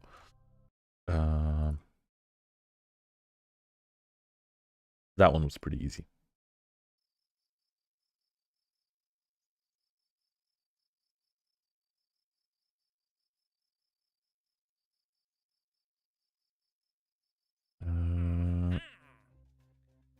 Rescue League, finish construction, science data from space around, transmit, recover scientific data from space around.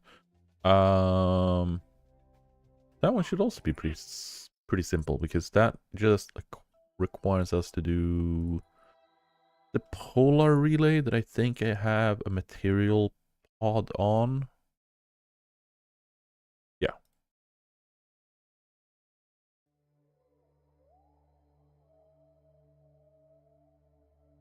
Ooh. Well, I mean, not much I can do about it.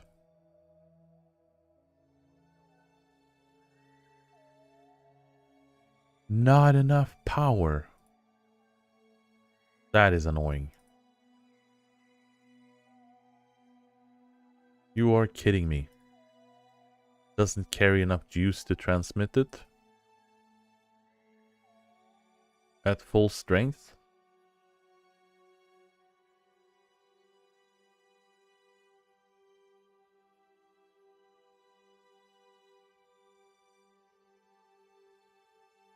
It's that bad?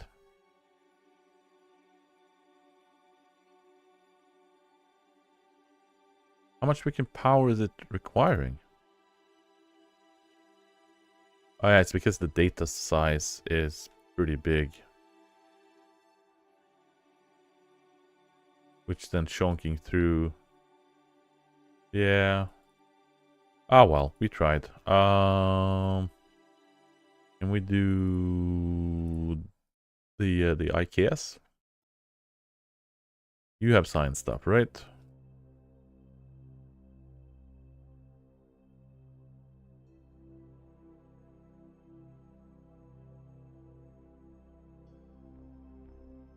There we go. Mission complete. Yeah, I do have a pilot, or 2 pilots on this space station, because it required me to have 2 pilots on the space station. But I do want to get out here and actually build this into a proper space station. I would just need to actually get out there. But now that we have done docking prior, or well, not docking, but you know, we've flown by, casually slamming into one of the zonal panels.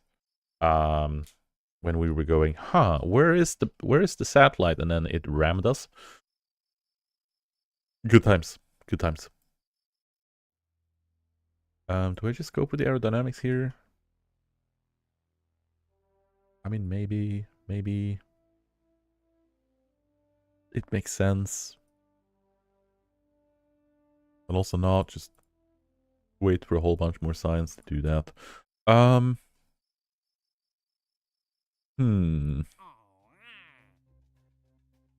Attach a satellite, C400 recharging battery on the aging satellite. That's, I mean, it's a chunky... That's in orbit of Kerbin. Parasatellite in Kerbin. That one, no, not happening. I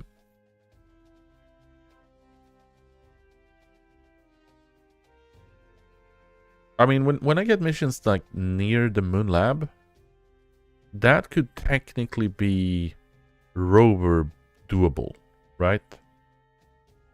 Those would generally be in rover distance.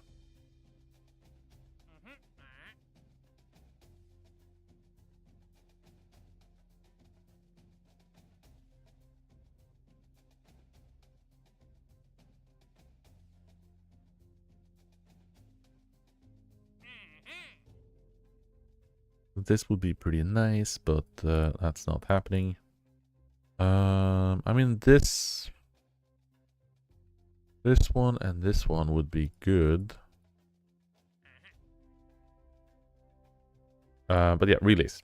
I think we're just gonna go relays.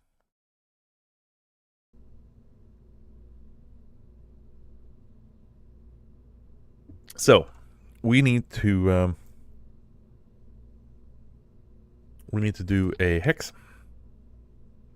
We have an ad starting in 5 minutes as well. So we are gonna do a satellite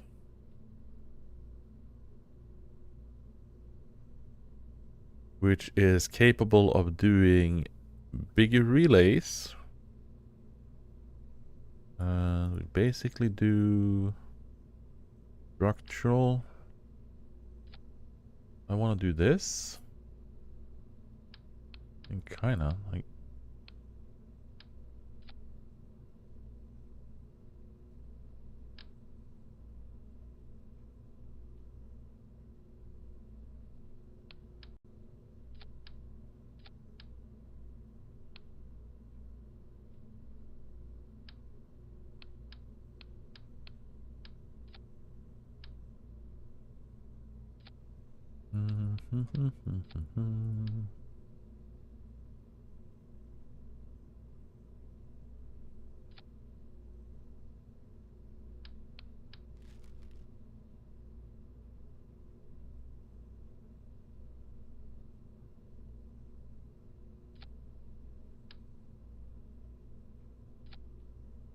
There we go.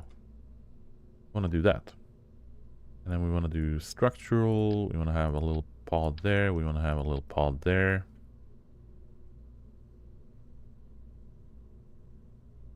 And that is gonna be solar panels.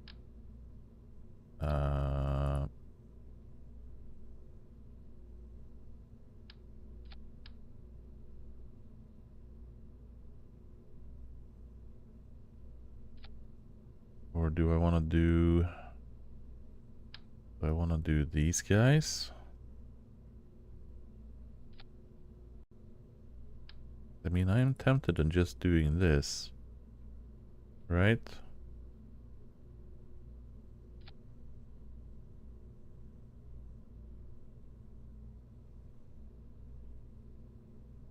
And then we just do... the communication, the relay. We just need the one. We don't need the gazillion.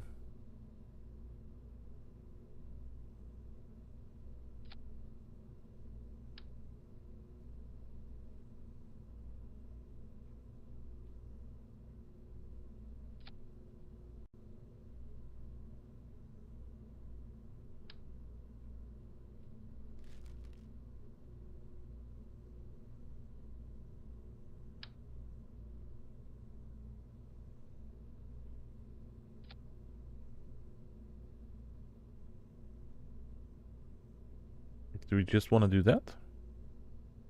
And then we have a bunch of batteries in here.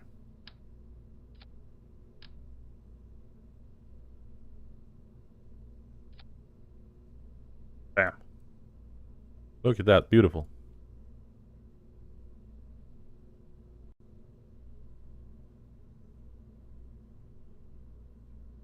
Does a person need more than that? I mean, that's a relay satellite if I've ever seen one, right? And then we do utility. Science, and then we can slap on, I don't know, like a survey scanner on it.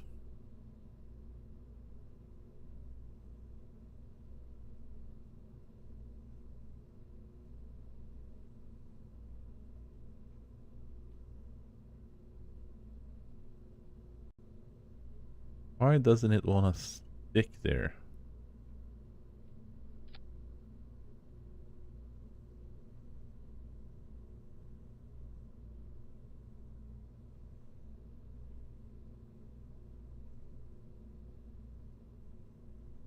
See, that works, right?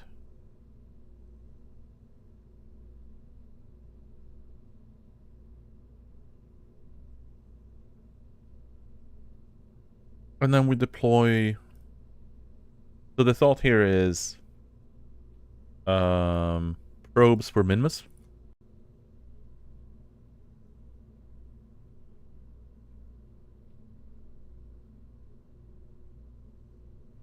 And then we do a discount. Hope everything is going all right. Well, we are. Well, I'm in the process of figuring out what I need for probe coverage on Minmus, and I'm thinking of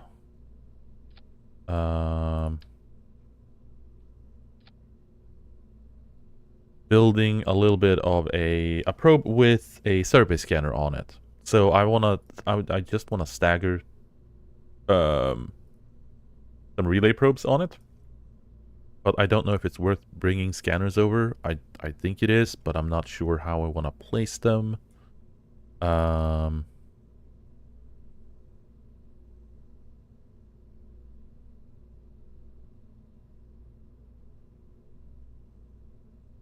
don't know. If I do it this way, how the hell do I ship it?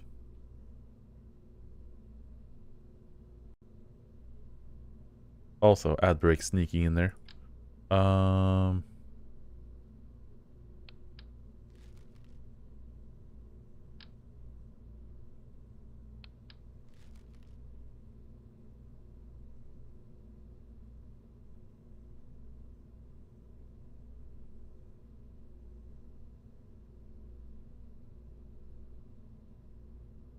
Hmm.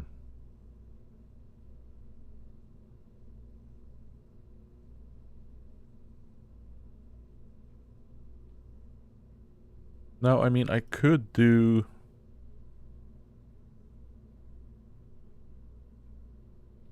How big is the fairing? Payload... That's not...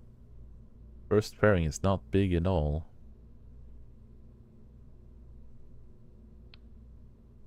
Oh yeah, you need to be in polar orbit. They may or may not fit with how you want your relays. Yeah, that's true.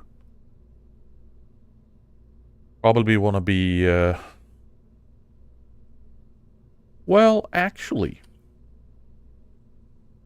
Maybe polar orbit is better to do relay scanners.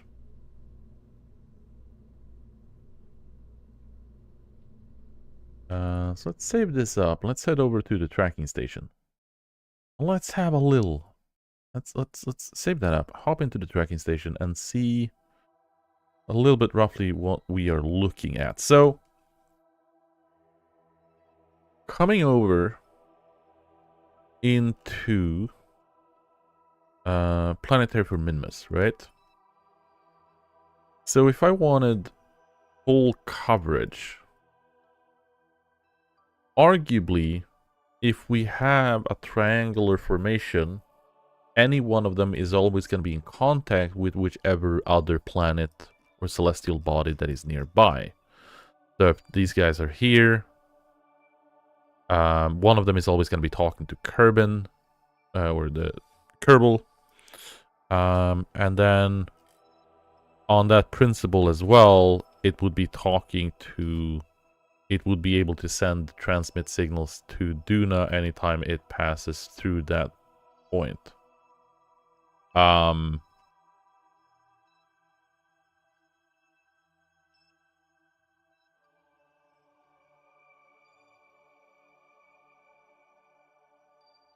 And I mean, I guess it would make sense. So then we do non-scanners, and then if we want a scanner on it, we'll just pop in like two polar relays as scanners and build those separate. And that should be fine. That'll make it a lot easier to stagger the satellites, I believe. Now, I'm not entirely sure, because if we do that, we can put these guys... God damn it. Yeah. They do drift a little bit due to floating point. Yeah. I mean, that's kind of unavoidable.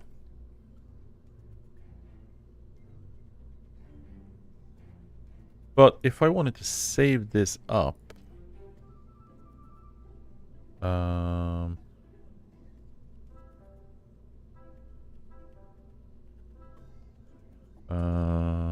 relays?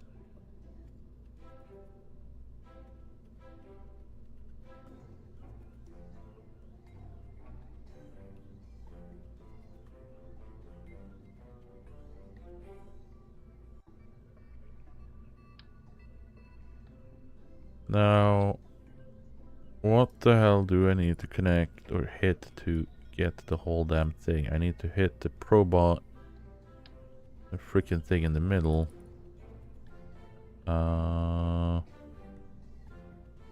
Maybe we just reduce the amount of batteries. That's still 400, 800, 1600. That's 1800, that's fine.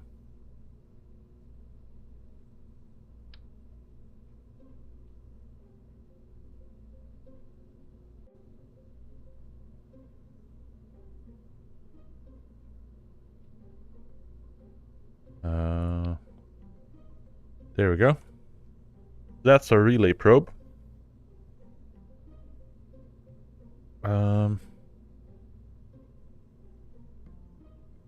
How do we stagger this nicely and build more of them? Sub-assemblies. Bam and bam. So that's 3 of them. As many as we need.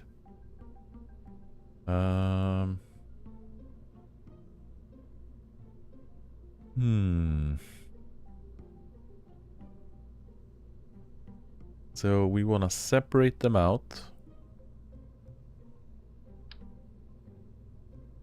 Which would put...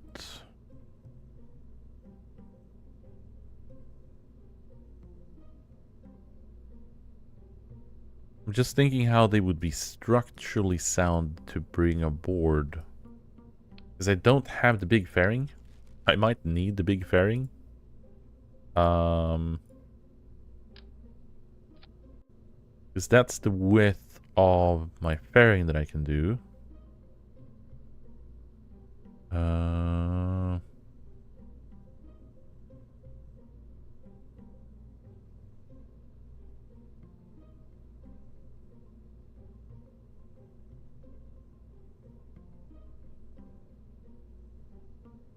I mean, we can do it pretty high to cover it. But I would still need to have an anchor point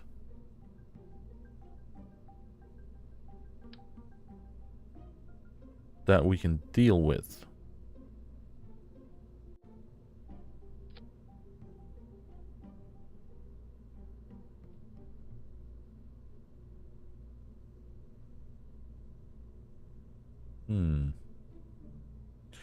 Unless I do like a... I don't know what would make sense. Like a detachable coupling? Somewhere? Like, how do people build staggered satellites?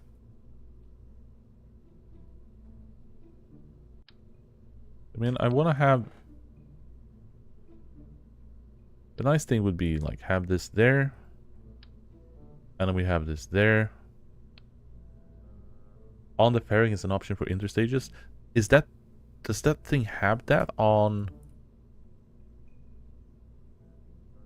On the early one or the start one? Oh yeah, interstage nodes. Okay, so how the hell did bearing expansion infrastructure? Is that on or off now?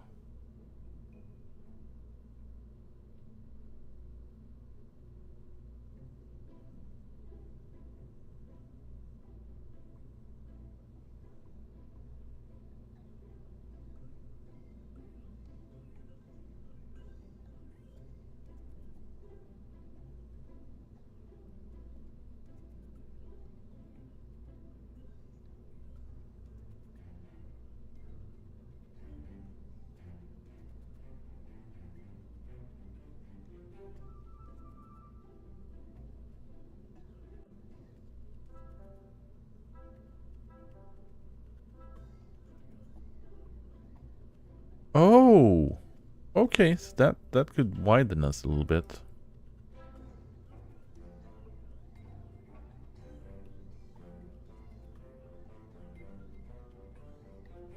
Uh,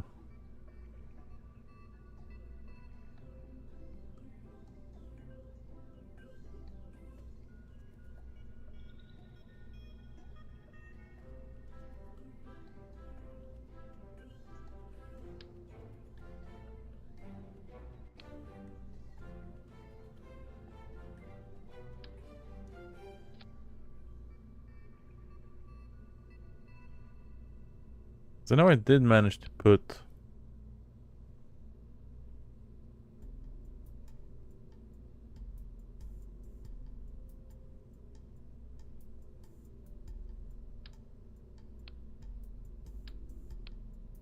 Because we have an option there, so edit fairing. And we have place cross section.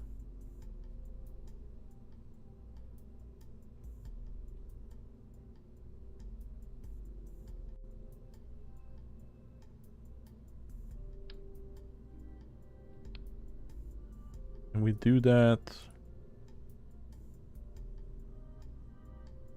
Like if we do.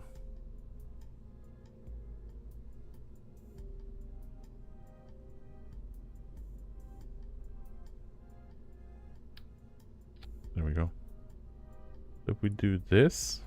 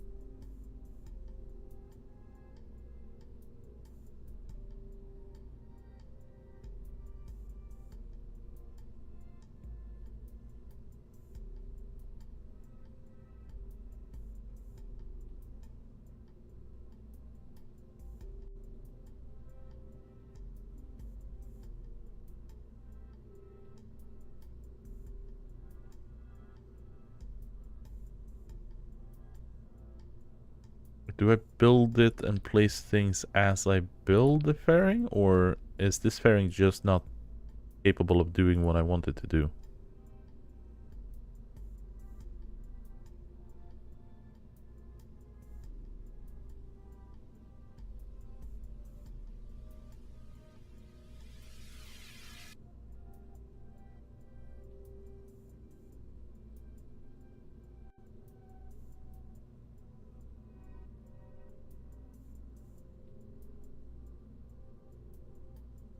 Okay, so I wouldn't...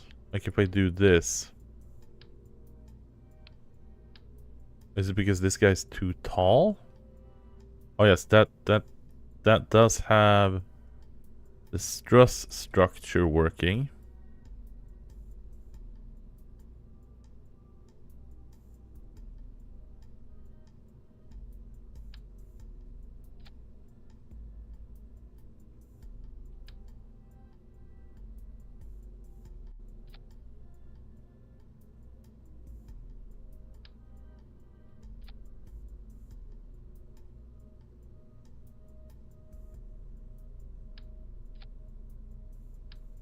You want, let's remove that one just because it started to be a little bit wonky.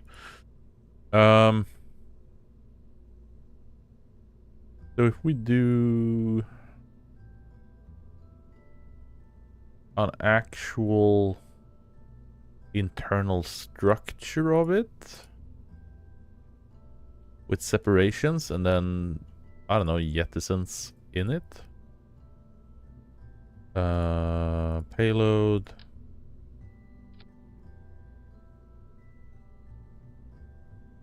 Because I mean, I need to have the relay on mounted. I can't not have it mounted.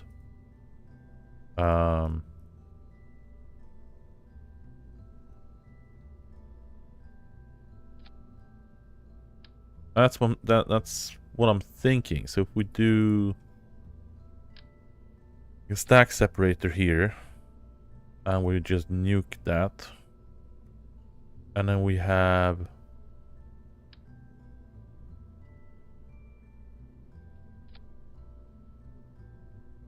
this guy, and then we do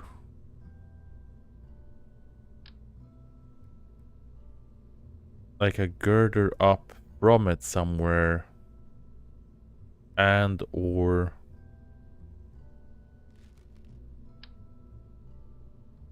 like the little tiny boy here.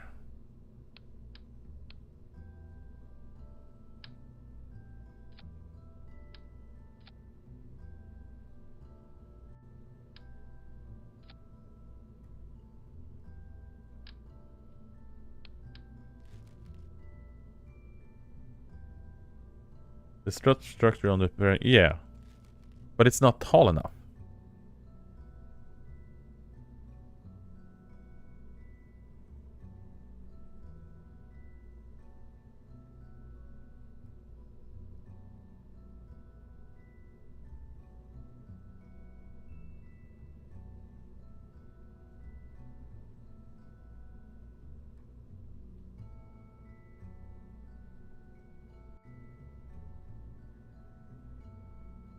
Like the bigger ones, they're like the big fairing is on the two is on it's on the wider, isn't it? I'm just being an idiot when it comes to this. So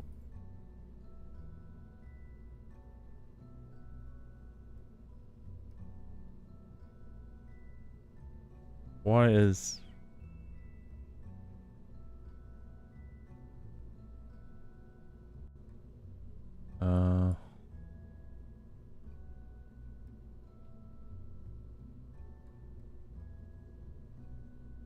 you could do one fairing for each satellite and have 3 fairing. Yeah, so when you wrap up a fairing, it's like that's the tip of it, right? There's no way to have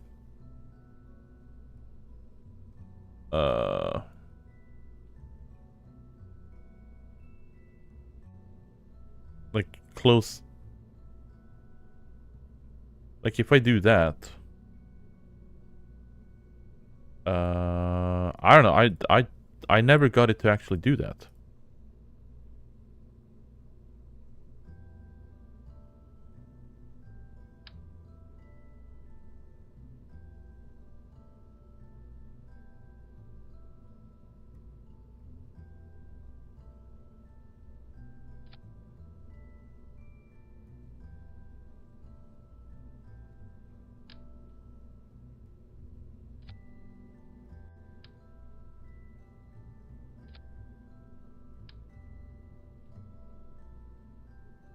Oh, you need to be pixel perfect. Yeah, well, that's probably why the patience ran out.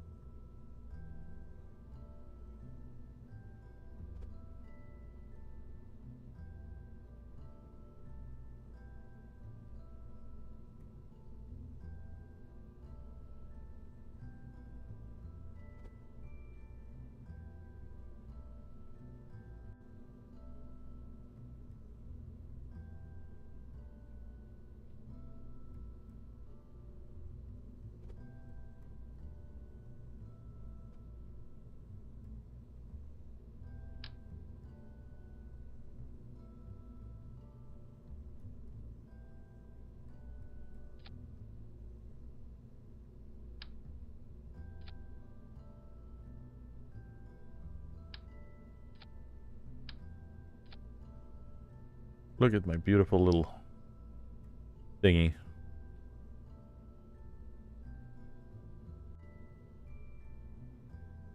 The alternative is to have them laying down sideways.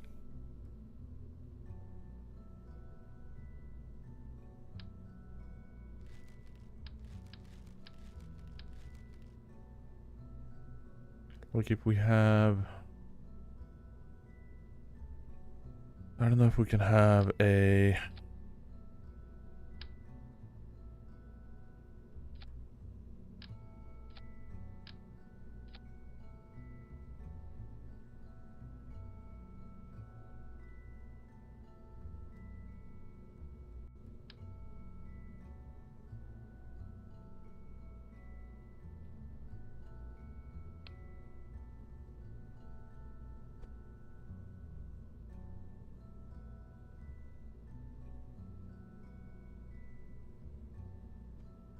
Like if we did something like this,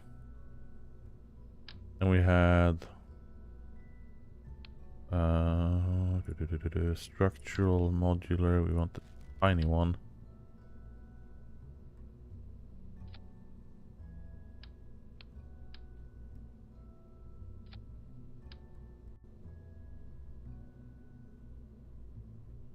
Can we get closer with this thing? Why are you not wanting to connect to that one?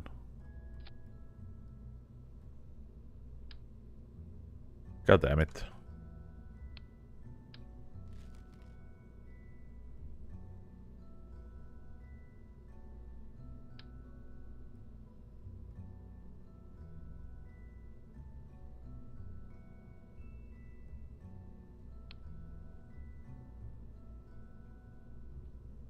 Why are you not wanting to connect to...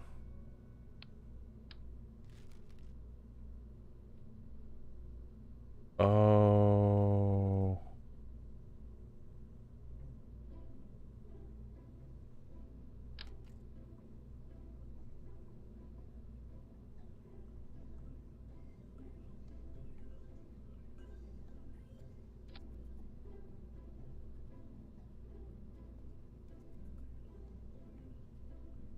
Hmm.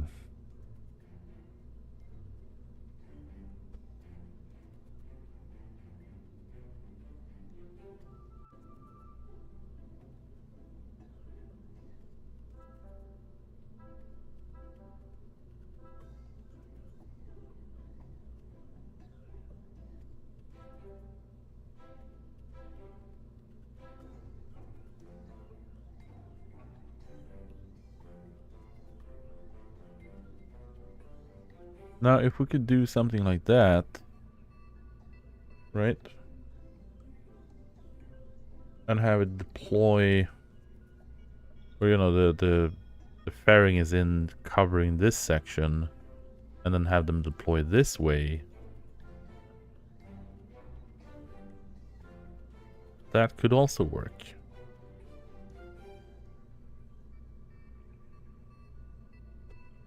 But I guess that should be doable from the top as well in that case.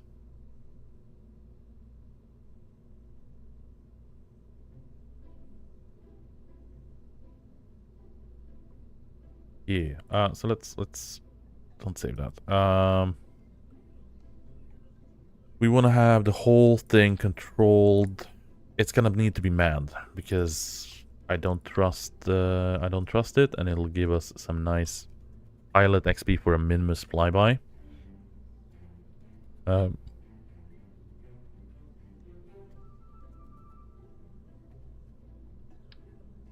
we want to put the fairing on top of that?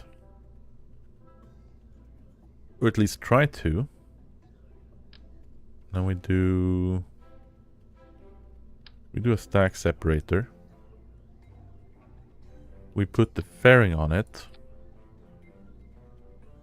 So that's gonna be what's returning. Would I want to bring science with me? Probably. Do I want to spend the massive quantity of returning to it? Probably. You know what? If we do this, we'll slap on a coupling behind it. Pop in the science there. Actually, let's put a service module there. There we go. That'll be what returns with us. And then we can put science bits on the inside here. One, we'll put a little storage.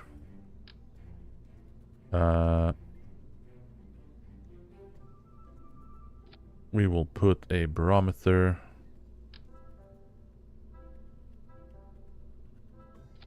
Mr. Goo. Temperature.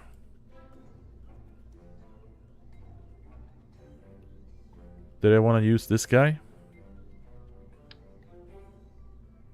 I mean, if we open it and then we eject it, we got the Science Junior below.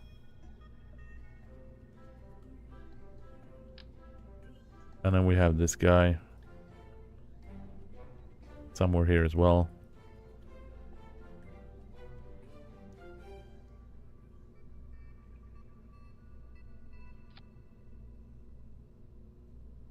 Right? All the signs.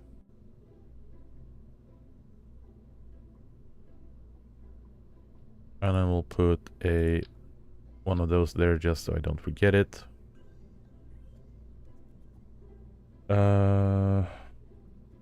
can either shrink the probe a bit, have a bigger rocket, would work really. Yeah, I think I can shrink the probe a bit.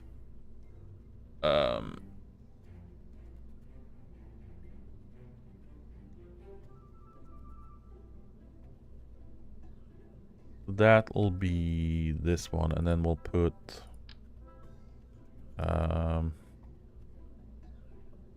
we'll smack 2 power units on the outside. We'll probably move them slightly to the inside while not being completely in the way.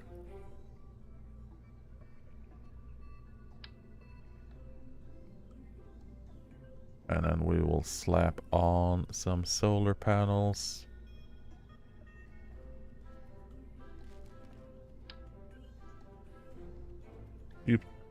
Use the let's use these guys. Not gonna need solar panel on my way back home. It's just for safety. Let's put on an antenna on it.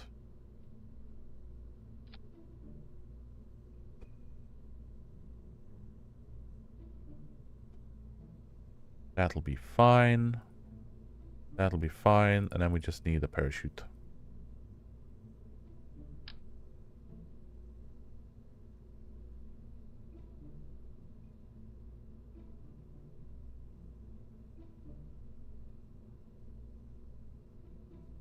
Put 2 parachutes just so we have symmetry. Pull that up, pull that up. And that is our command module and systems engaged.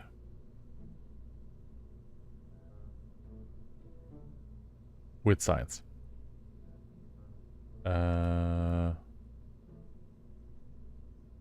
Okay. So. Now we need to figure out how the hell we want to attach the payloads here. And then we'll figure out how much actual force we need to take off, because yeah.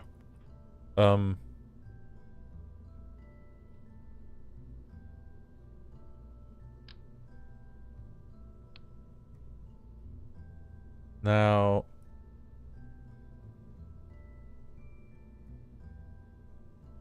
could I shrink it a little bit? No.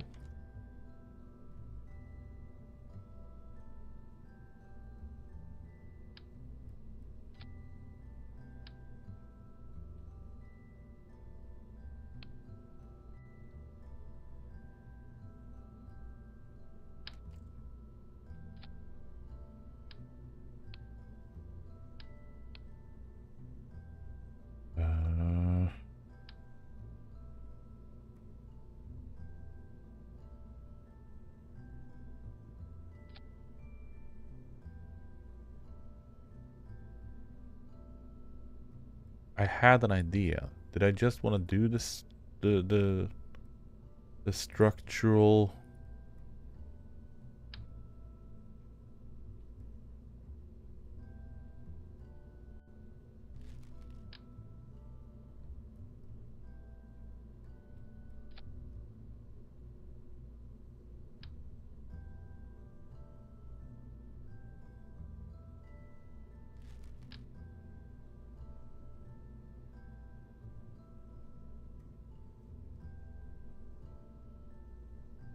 Just let me attach it.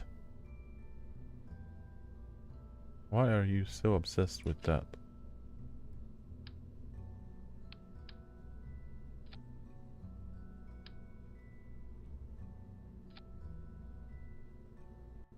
I guess we'll do it that way.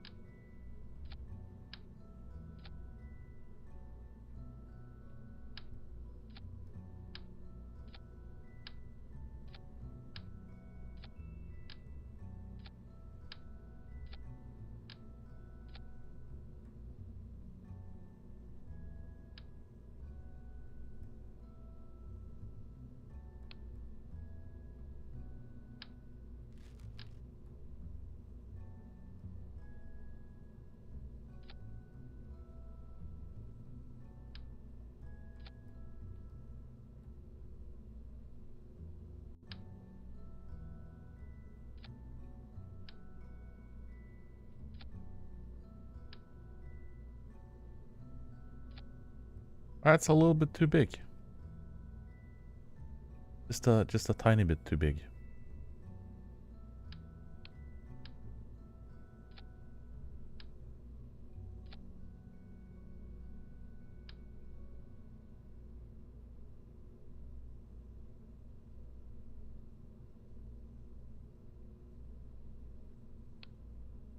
I think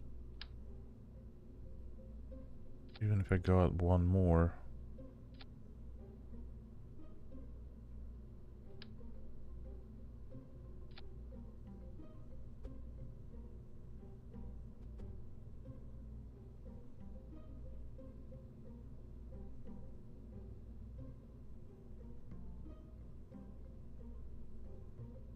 I'm still having the dish in the way, but maybe it doesn't really matter. I don't know. If anyone has a good tip on how to attach these things, now would be a good time.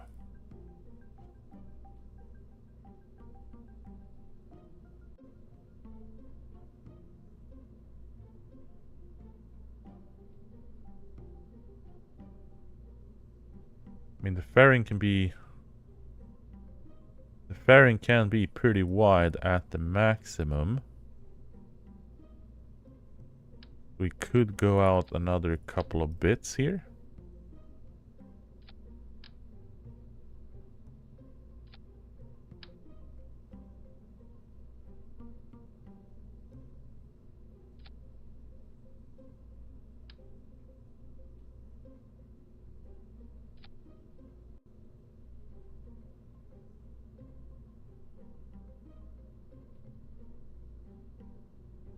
I probably want to use a large ship for this.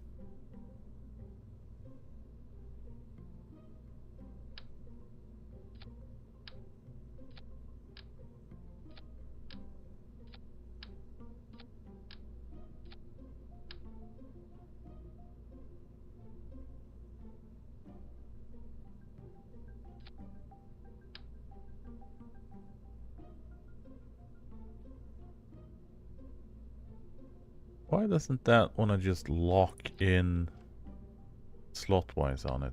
I'm confused.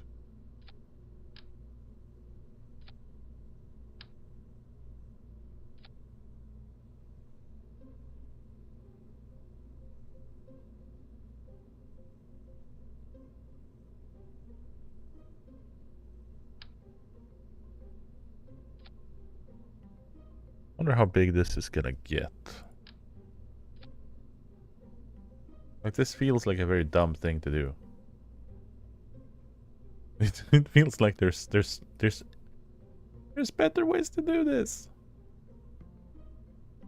Why do we not get interstage nodes? Like, please.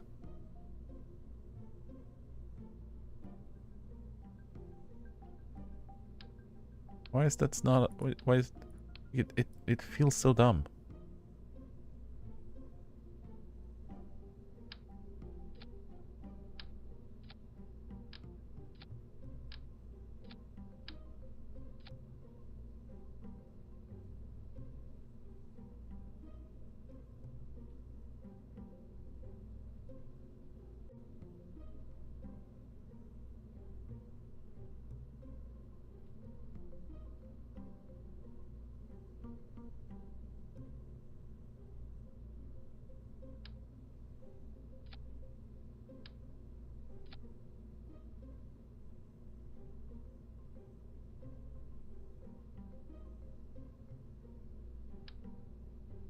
Like, why is it not generating those?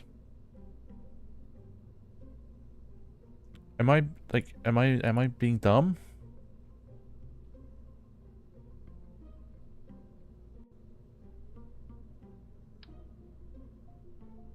Huh.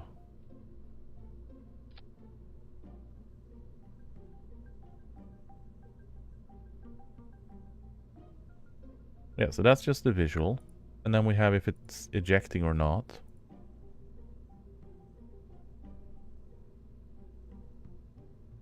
Why is it not?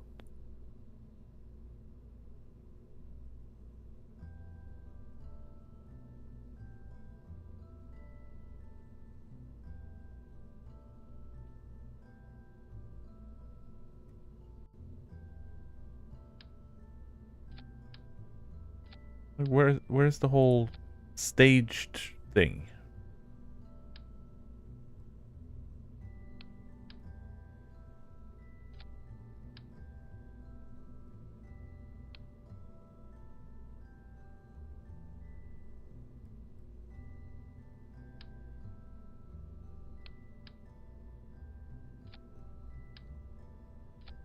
I feel like I'm just too dumb to use pairings.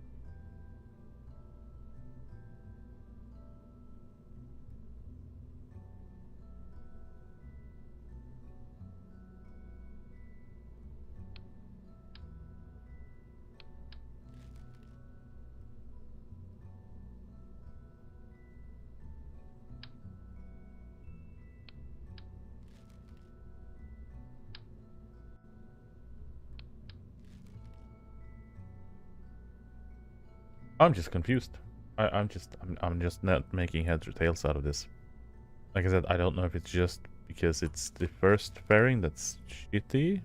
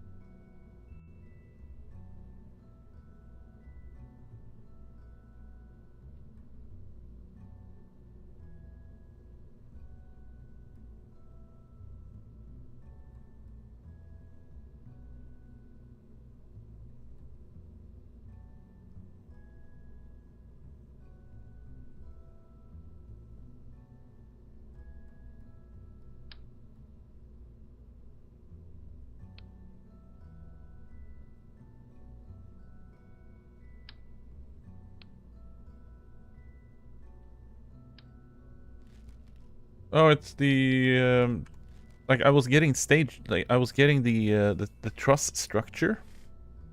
I was getting that on one of the things when I was placing it.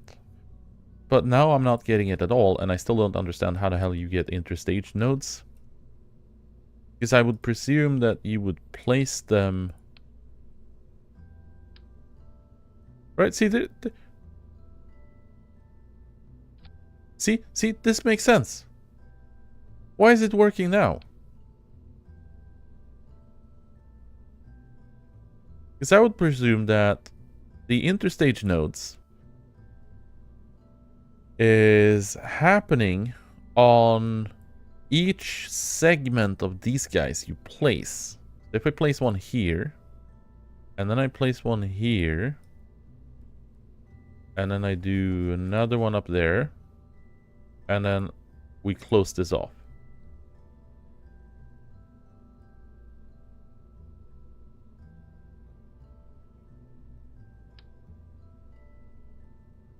Now it works.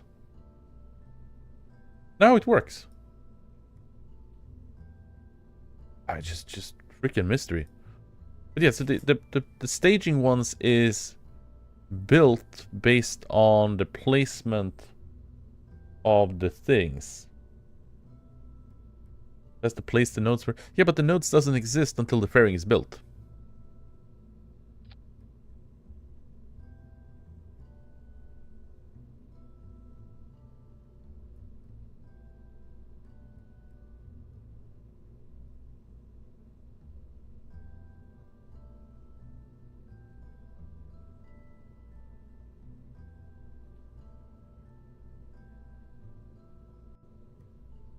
Let's do advanced construction, sub-assemblies, pop that in there. And then we reroute it.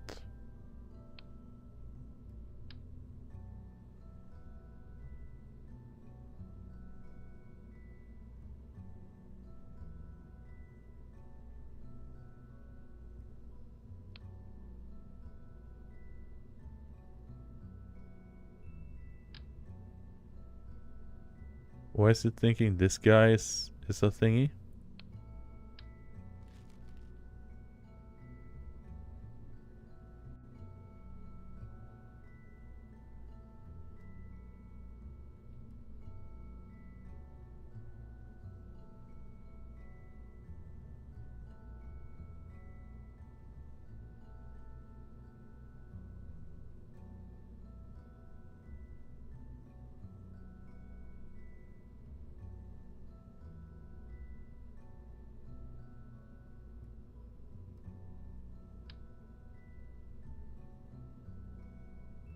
But see, now we're not getting any nodes. We got the first ones.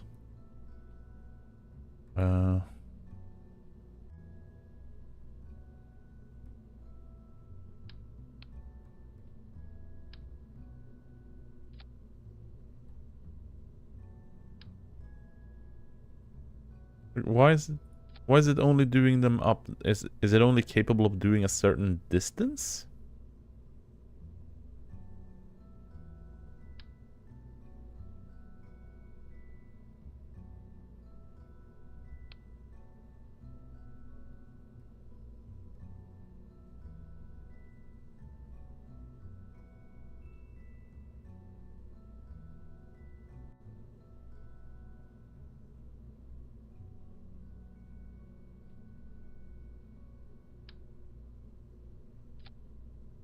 Because I would presume it would build the nodes all the way up.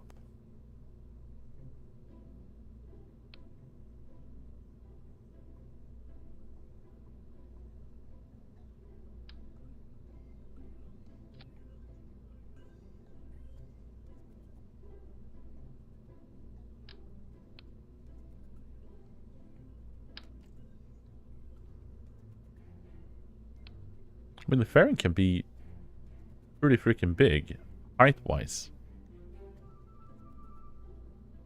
I would just wish it would allow me to do...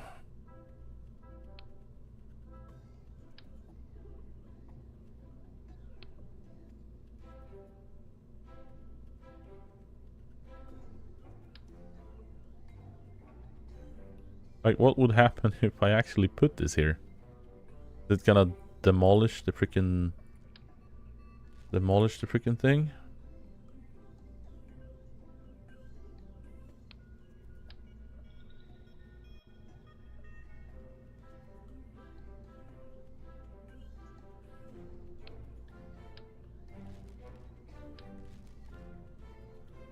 I mean, I might just have to accept the fact that the nodes are fixed amount and distance. Yeah, so the small fairing is only capable of doing like 2 separation / small things. I.e. my satellite is just too fat.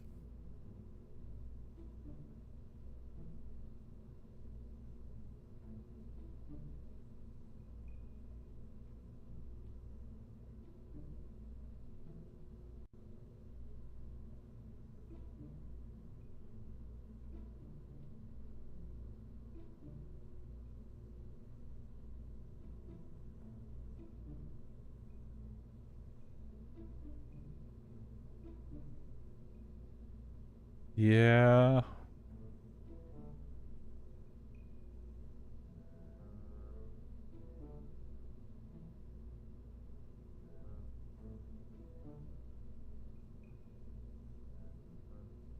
I mean, the crazy thing is, I wonder how, like, if I just do the satellite, and then I just slap it on, I just do like slap it on a kickback, and then try to yeet it out.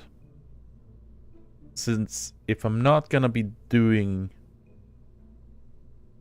multiples, I can just kind of throw it into orbit. I will just run it. You know what? We'll just do this. We got solar panels on it. We're fine. Let's just continue on. I'll run it multiple times as well. We'd probably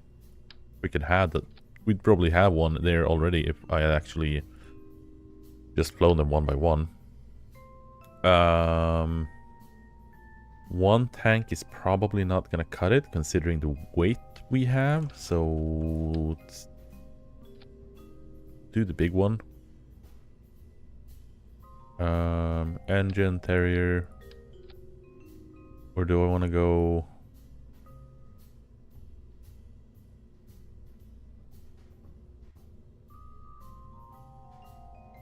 You know what? Let's edit the fairing a little bit, because we don't need.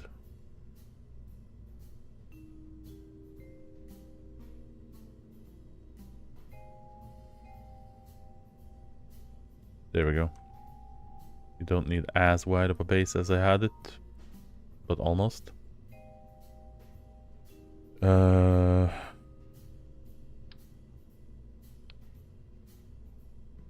then we just slap on a stack separator, and then do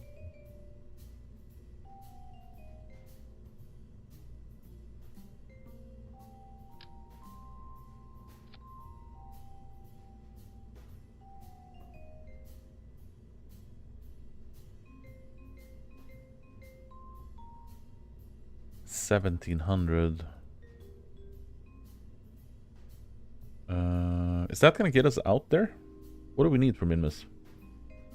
Minmus.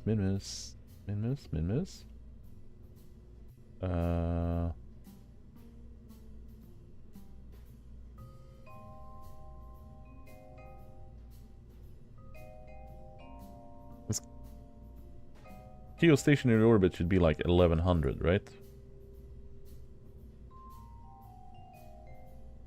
Or am I crazy?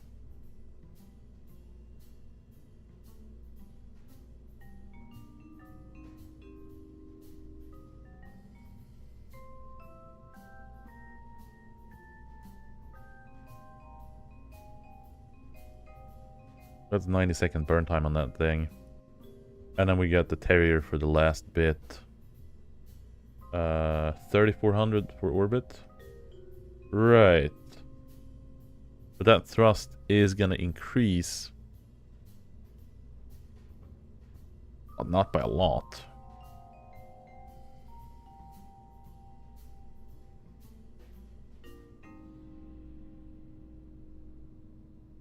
Could have sworn I had like 1700 on the other rocket and we were in orbit.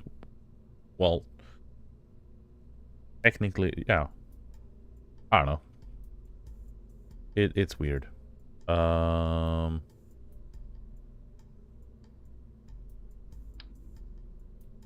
Could just slap a couple of thumpers on it.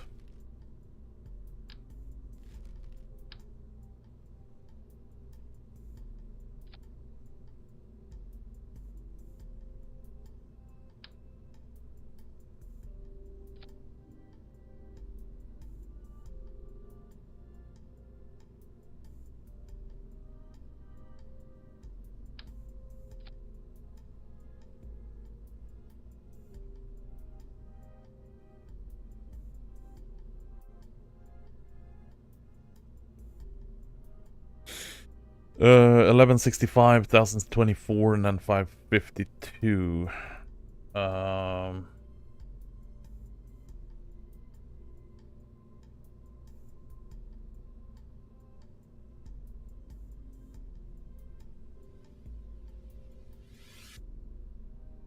that's on the current one, so the Terrier is gonna quadruple. We're probably gonna be sitting on like 2000 in total on the Terrier. We're probably gonna be fine.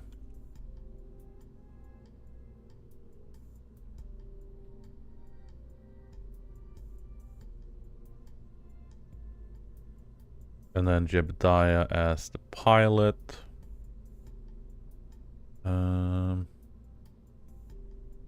Save that up. I think we have a Minmus mission. We got a Minmus base mission. But we don't have a... We're not gonna build a new base on the moon.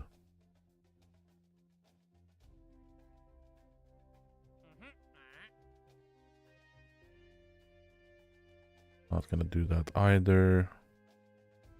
Not gonna do that either. I was hoping to get another satellite on moon. That could actually be worth doing. Not gonna happen. I was hoping to get a Minmus exploration.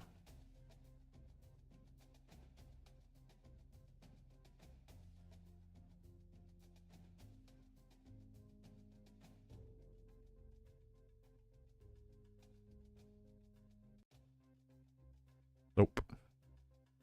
We were not getting it. Oh well.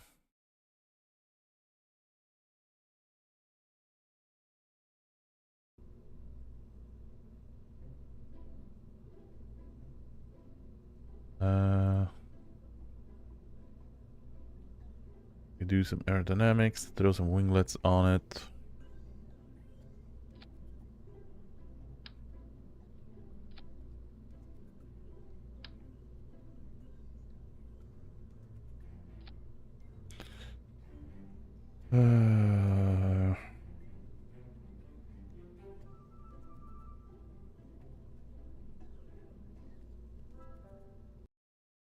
So when does one launch to Minmus, and is the rocket gonna topple over? That is the question.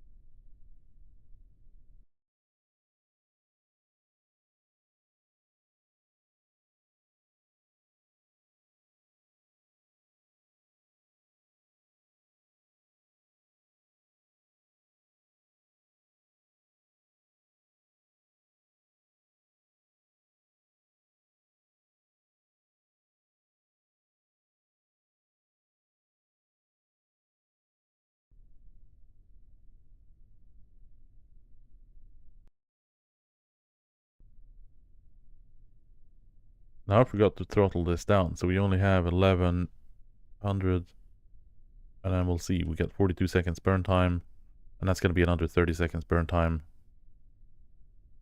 But yeah, we'll see. Oh yeah, I'm burning way too aggressive.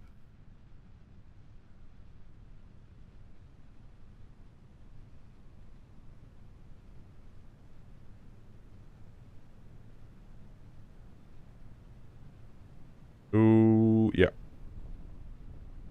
I believe we have a case of the Kraken.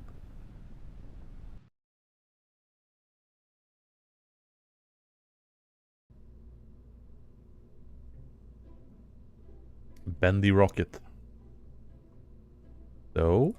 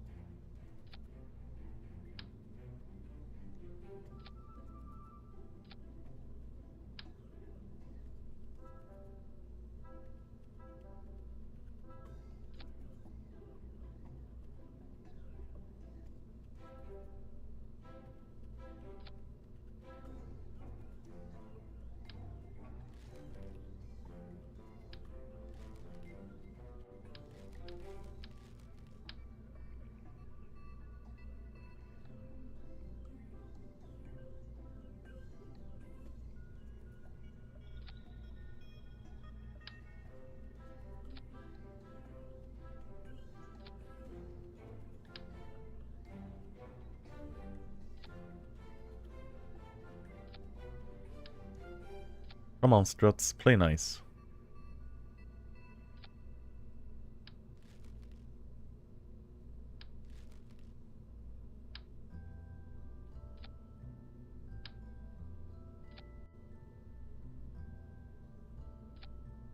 There we go, thank you.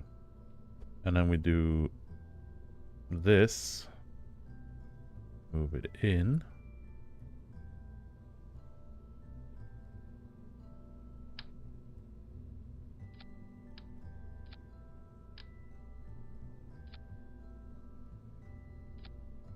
Just drop on the other side. Damn it, I didn't want to pick it up.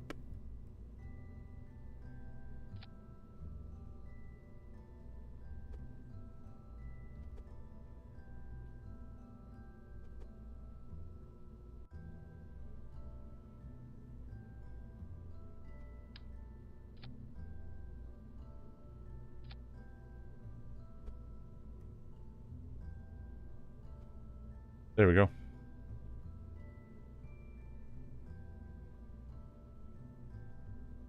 But we saw we were having way too much thrust. So let's pull the middle stage down to 50%.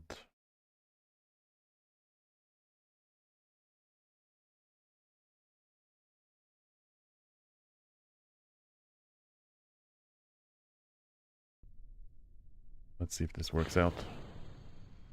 Less thrust.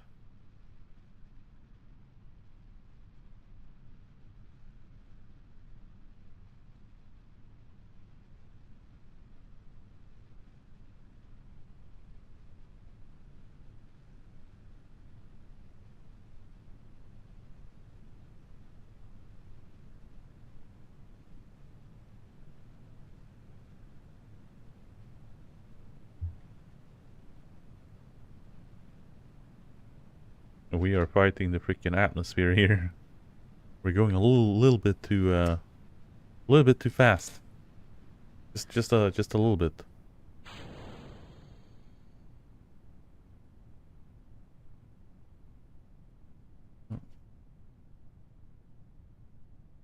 And that doesn't have.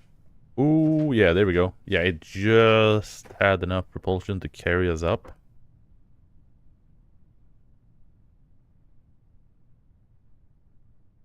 And now we just want to flip over.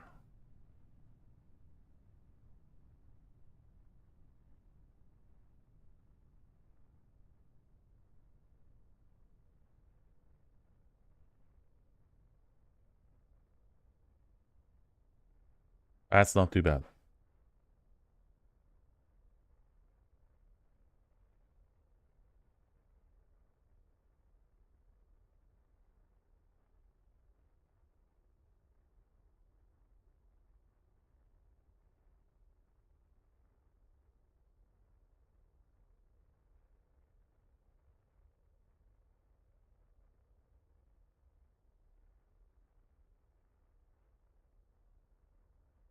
That's the Apoaps is up at 71.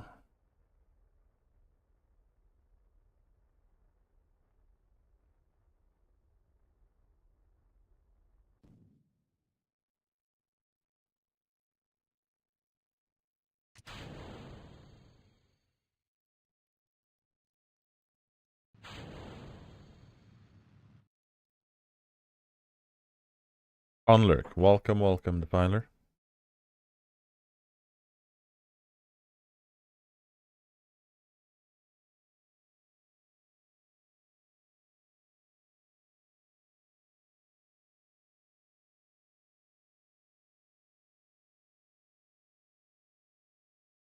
There we go. We're coming over 70,000 or 70 kilometers. So we are just gonna keep burning.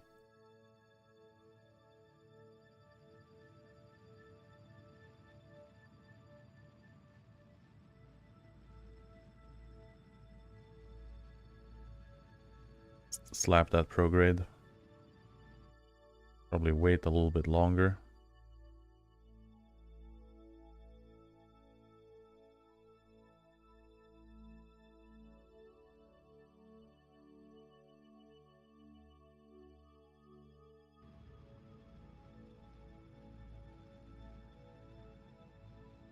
Not like the situation's gonna change too much.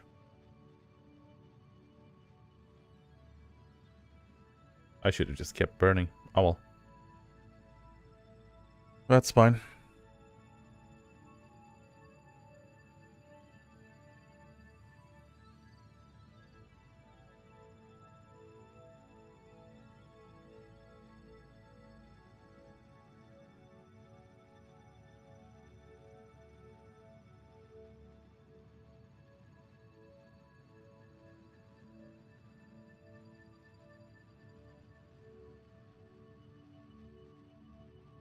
So plan is to just get our orbit out here and then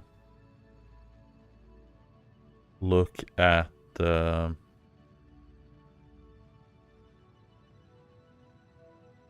Minmus.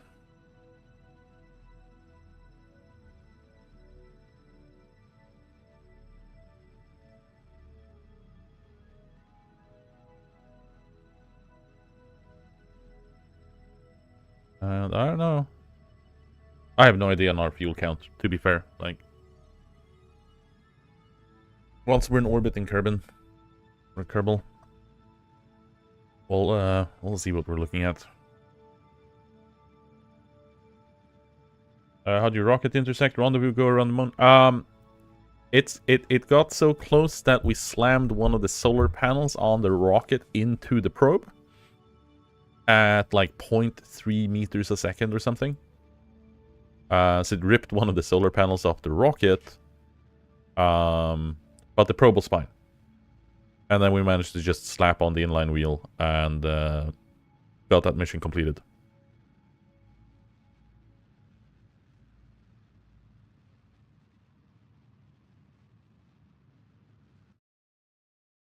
$73,000. So we are solid. We got 886 Delta V left. That is not enough for Minmus.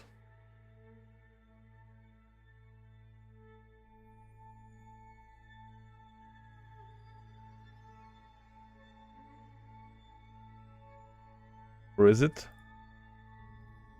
Like how much would I need if I slingshot the moon?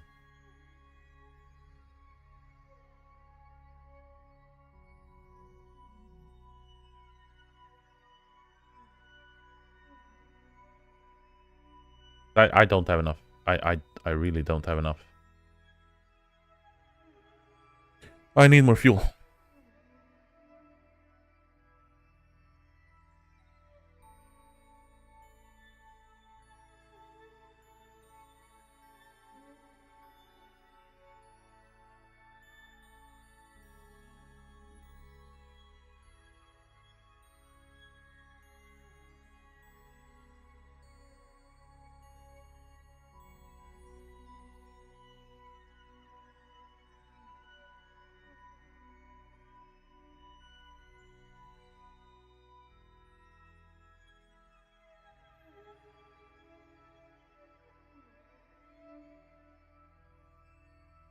But there's no way ifs and buts about it.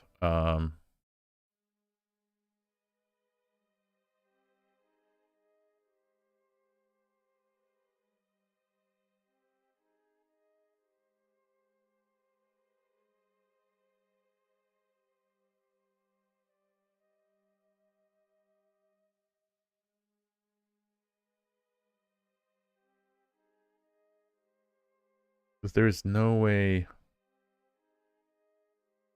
I'll be able to get a satellite into deployment. The problem is I need to return with the rocket. You start the gravity turn much earlier, you'll save a lot of fuel. Yeah. I think I was also fighting the atmosphere quite significantly on the launch. I think if we get our boosters down a little bit.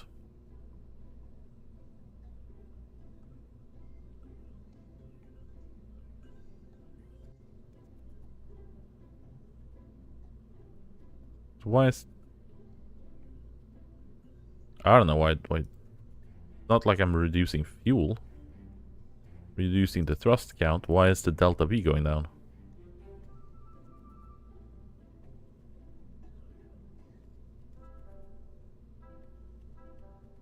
Yeah. Yeah, but I was going straight up because I was terrified over the rocket kind of doing its thing.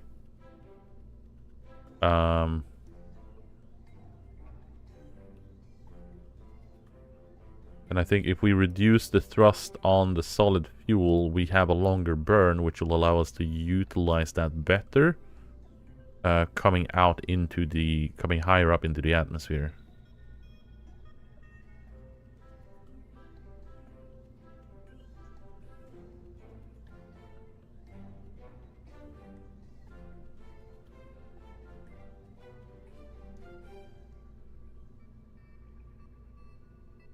I'm still kind of curious whether or not we should just slap and do kickbacks. Just do 3 kickbacks and just go ham. Either that or double the amount of thumpers. Boosters have less efficiency higher up. They're an early stage. Yeah. But it...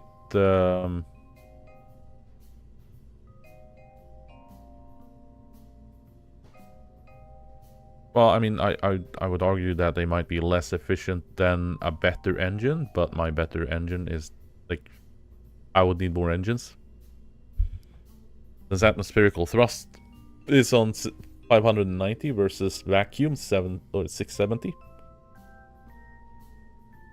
Isn't it just a matter of the fuel, the liquid fuel being more efficient higher up versus the weight of the solid fuel?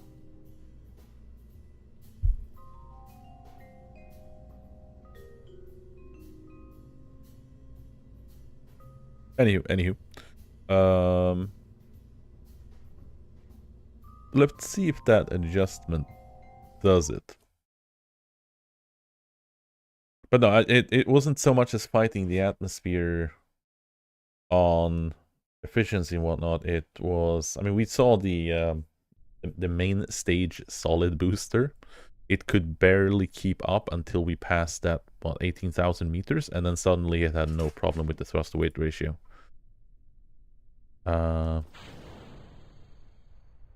Yeah, this is looking a lot better.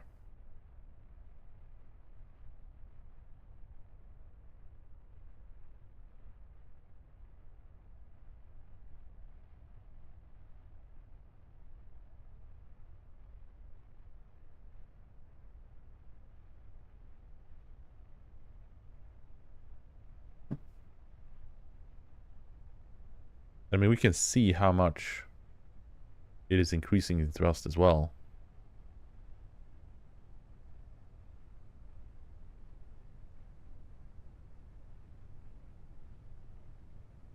No wobbly rocket, please. Thank you.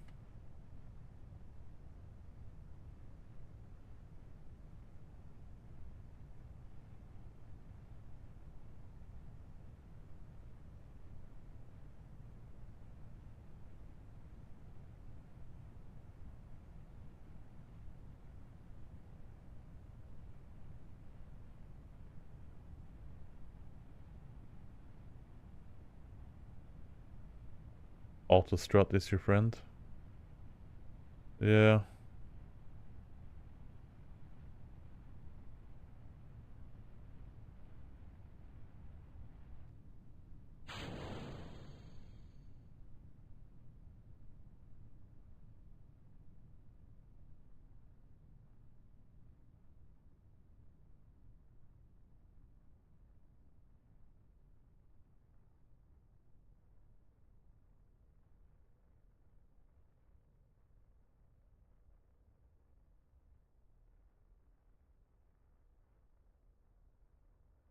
Uh, Apoapsis did not reach as high with this. I think having a slightly higher thrust early on would probably do it.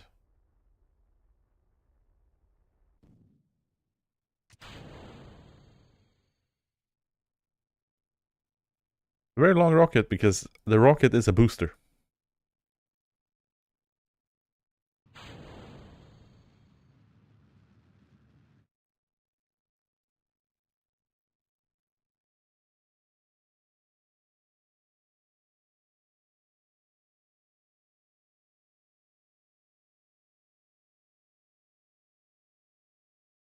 Mm-hmm.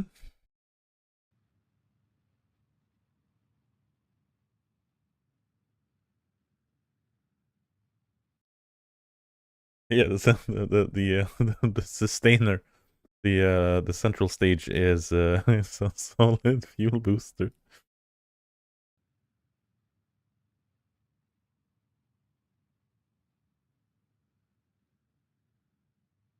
Like I said, I need I think I need another two boosters and or switch out the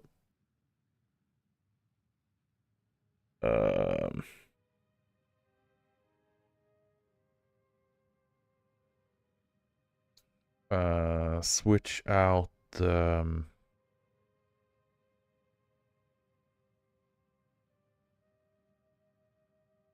main stage for liquid fuel.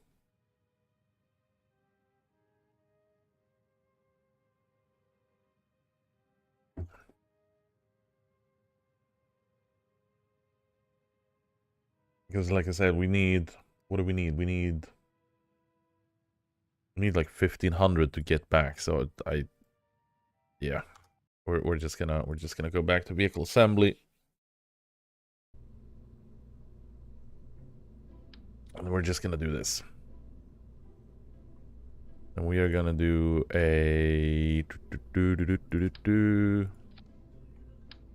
let's do two of these. Slap on.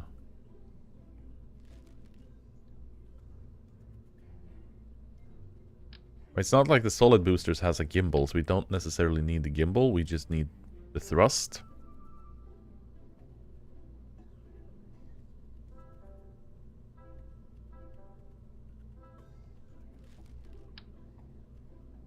The LT30 would be better, I think.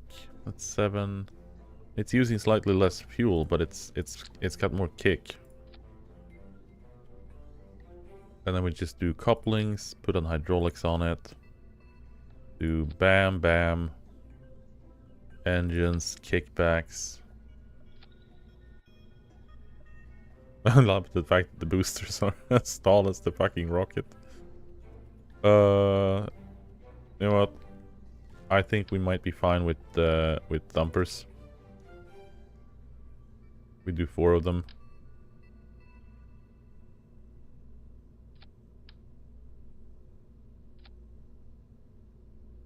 That'll keep the the rocket for being super weird.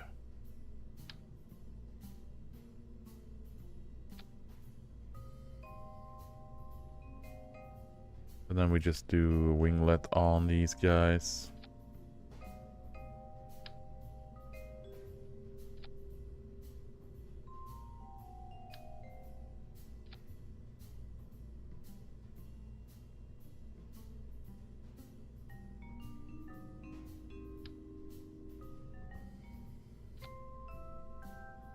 Do that. Let's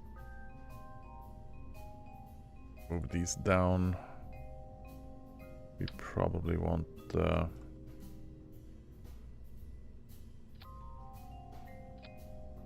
strut on them. There we go.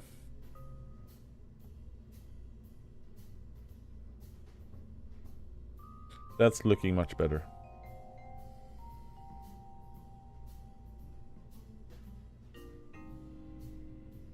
Then we can probably limit these to 80%. We can probably limit them to like 70%. Or actually we will sort of, and let's do 75 since we're not gonna run the main stage liquid engine at full capacity right away anyway.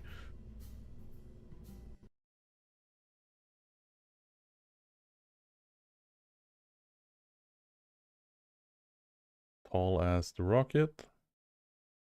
I think you mean the rocket is as small as the boosters. Bam, bam, separation, separation. Bam, engine. Okay, so.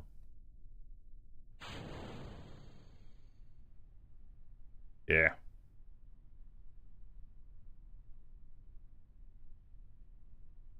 Right. Struts are for noobs. My good sir. I'm about as noob as it gets. Oh boy, do we have a case of Kraken. Those struts not connected?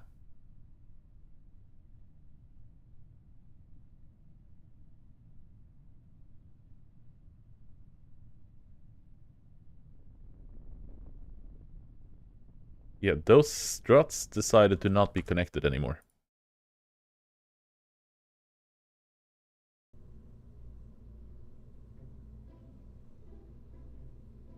Oh. Well, I know what I did. Anyone else know what I did?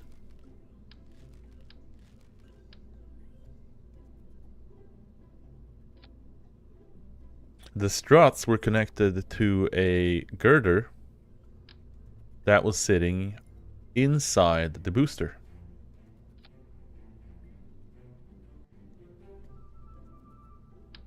So when I popped the booster, it no longer had a strut.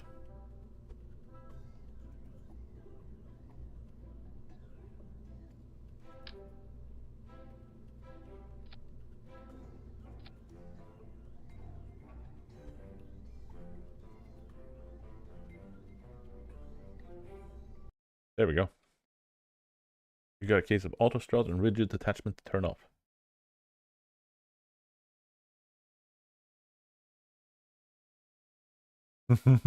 Slight oscillation is nothing. It's just your rocket doing a happy wiggle.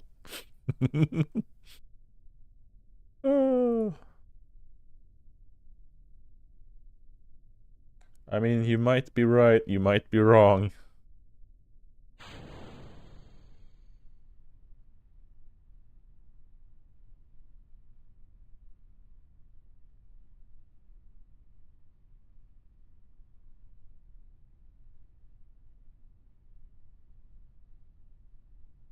Lean over to 80 degrees. It's trying to wiggle a little bit, but it's a lot more rigorous. Until it starts flexing a little bit here in the middle. It's doing the wiggle, wiggle, wiggle. The wiggle, wiggle, wiggle.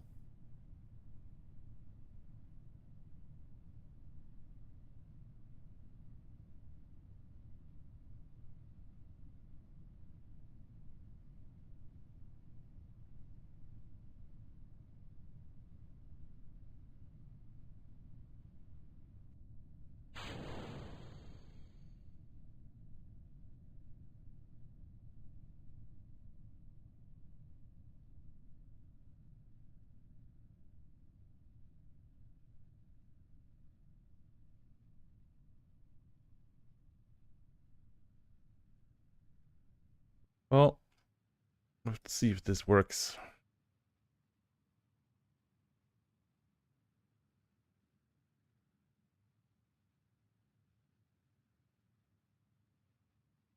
I still got a minute to burn.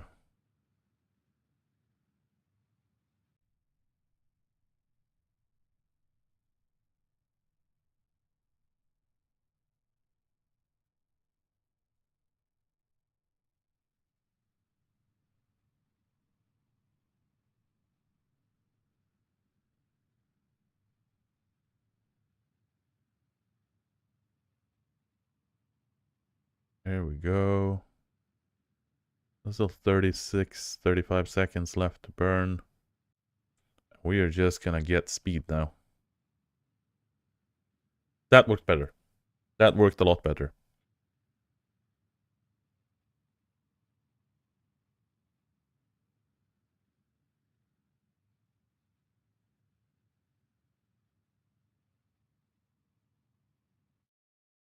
True. Pro burn only needs to be exactly 80 kilometers, and you can just glide out there, no burn for efficiency. Yeah, I mean, we're up on 90. We're up on 90 there. So as soon as we hit 80,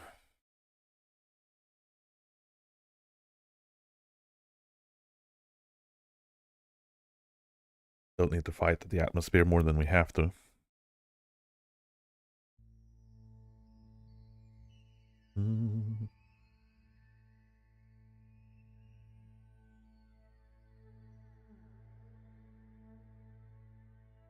Oh, I mean on the node itself?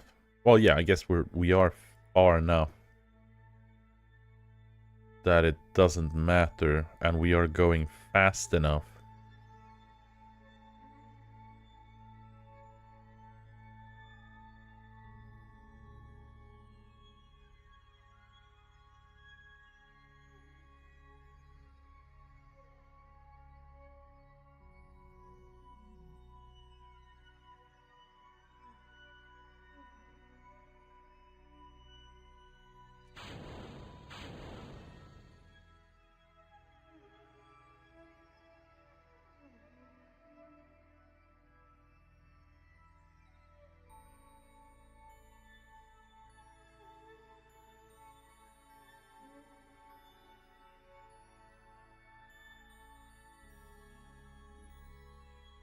Need...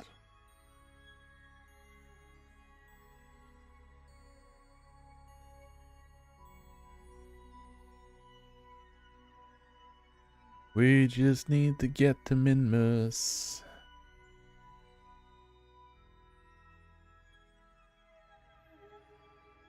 I mean, as long as we keep being outside the atmosphere when you're burning, I'm not too terrified. It's when you get inside gravity, or not inside gravity, we're always inside the freaking gravity. Inside the atmospherical freaking range and burning forward, that things can go a little bit awry, and that has me a little bit sad, but perhaps it should be looking pretty good, and we should end up at like, what, 1300?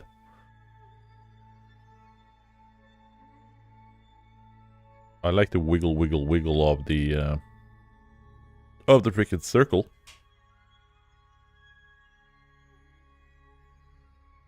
Here we go.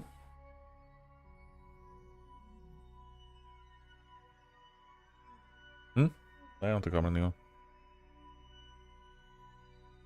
Ja, jag kan sätta på den. Put the camera back on. We're inside the atmosphere.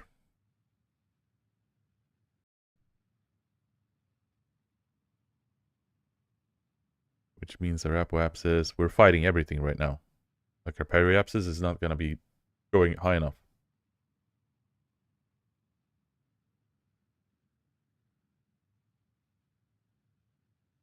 Like that's way, way, way too slow. We're at 60 kilometers. Remember, my thrust to weight ratio here is not great.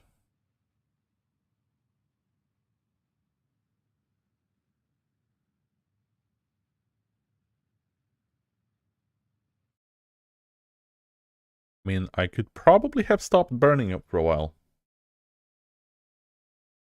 I wasn't really paying attention to that. But...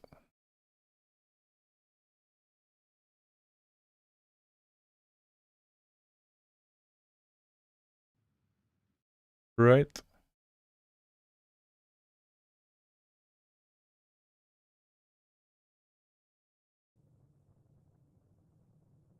That's fine.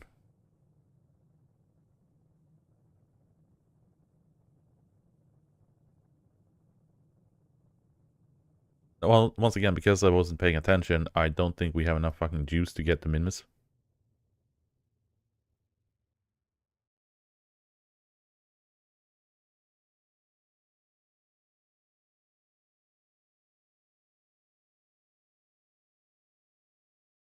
Man, huddle. What do you do? Freaking cat.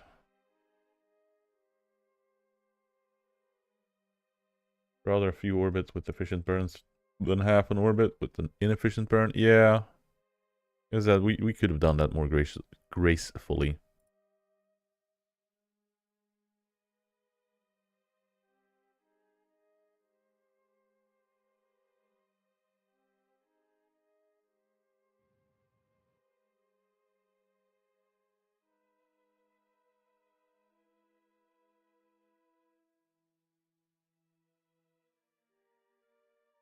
A lot more gracefully.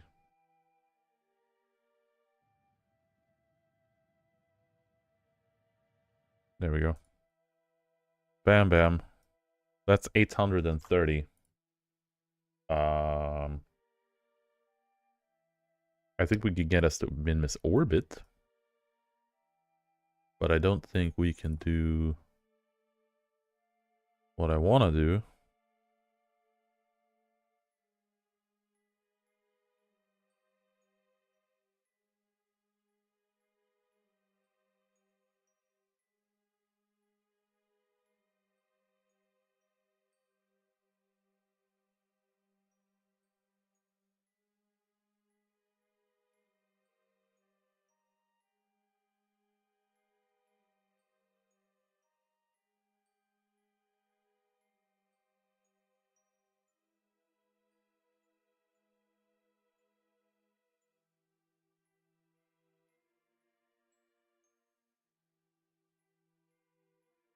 Okay, we're 70 seconds burn.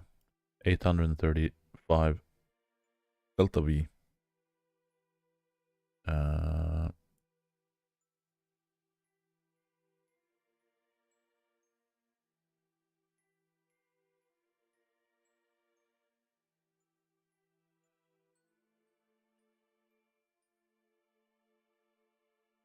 Hey.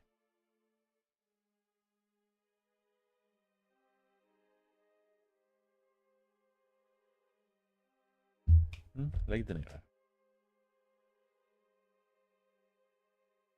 Freaking cat.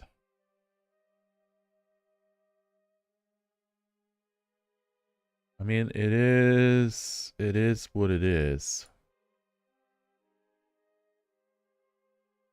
Because, I mean, that would be 38.8. That would be 200, so that's, what, 320 something.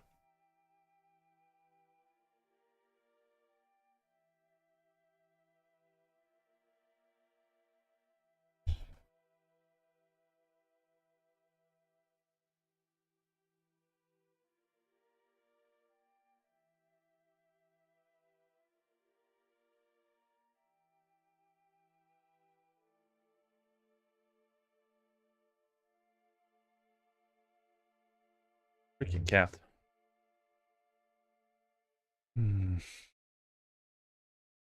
Probably want those to line up for me to do that. We would want learn to turn as early as 2000. Slowly push yourself in your progress vectors. You're well past 45. Yeah. I'm just skittish when it comes to this specific rocket.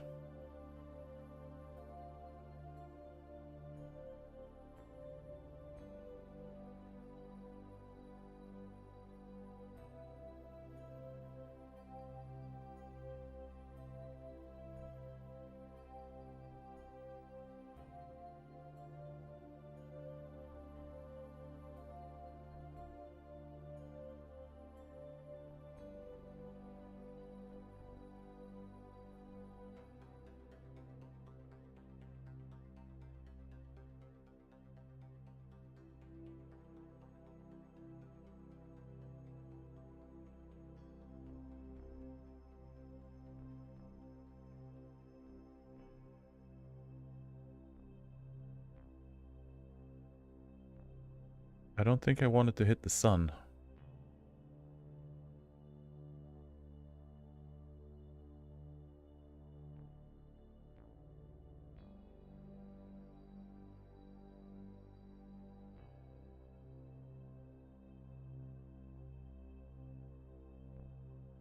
Wait, Kerbin escape. I don't want to escape Kerbin.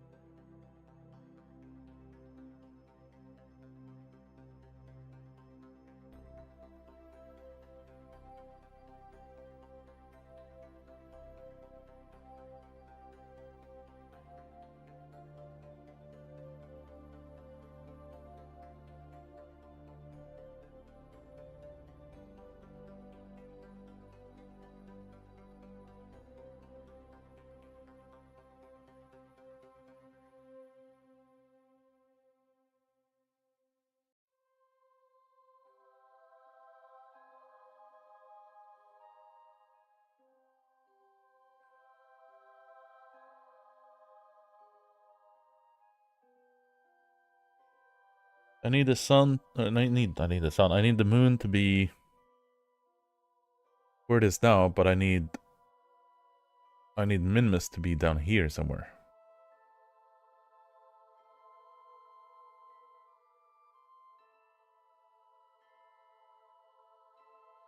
Right? Because this is not a bad trajectory.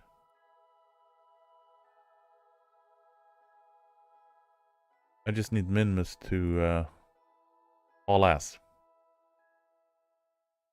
And then I need Moon to be in the right spot as well.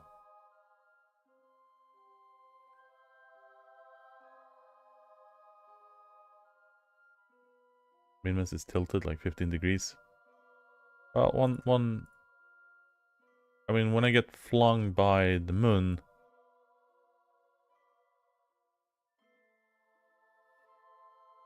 I get yeeted in a random direction.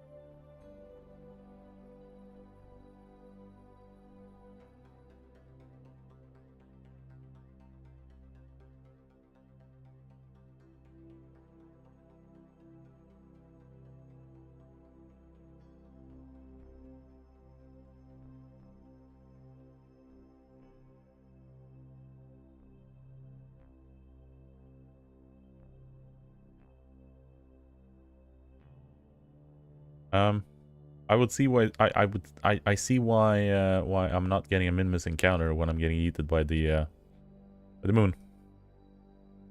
Well, not just tilted, it's flinging me in the wrong freaking direction in totality. So if we do this, can we push ourselves? Right, if I do that, there we go. That puts me in the right plane.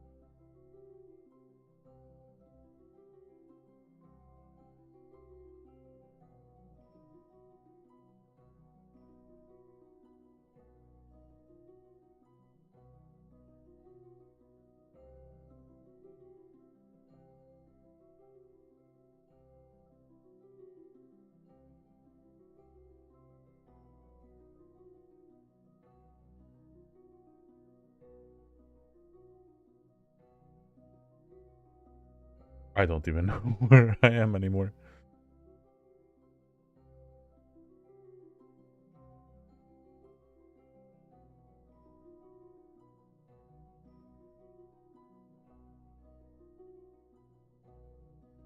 I think my brain is way too tired for this. That's probably my main problem right now.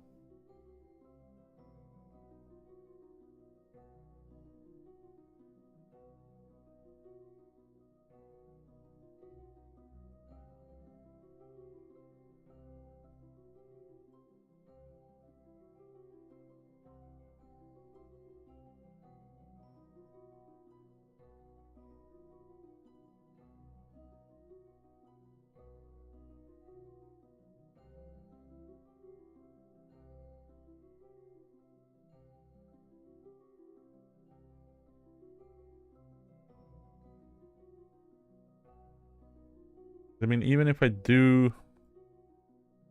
Like I said, even if I do get a meet and greet on Minmus, right?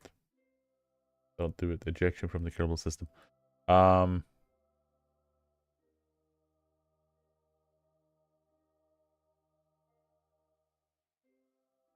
I said, even if I did... That is absolutely freaking crazy. I'm not gonna have enough fuel to get back. It's near galactic gravitational assist. I see no problem with this logic.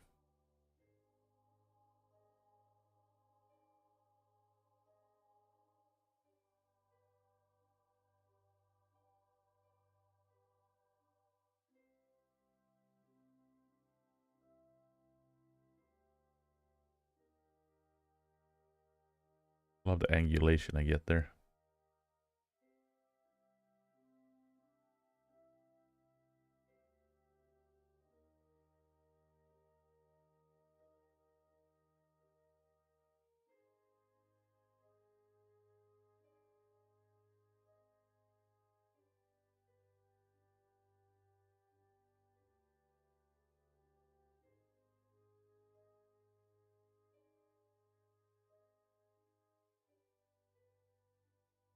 It's still like a 30-second burn.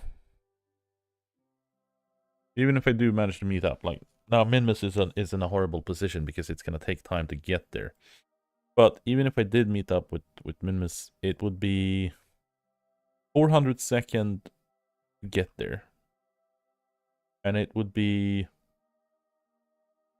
another what, 180 something or 200 something to circumalize on Minmus. 300 in total, I think, to do capture, and then it's gonna be another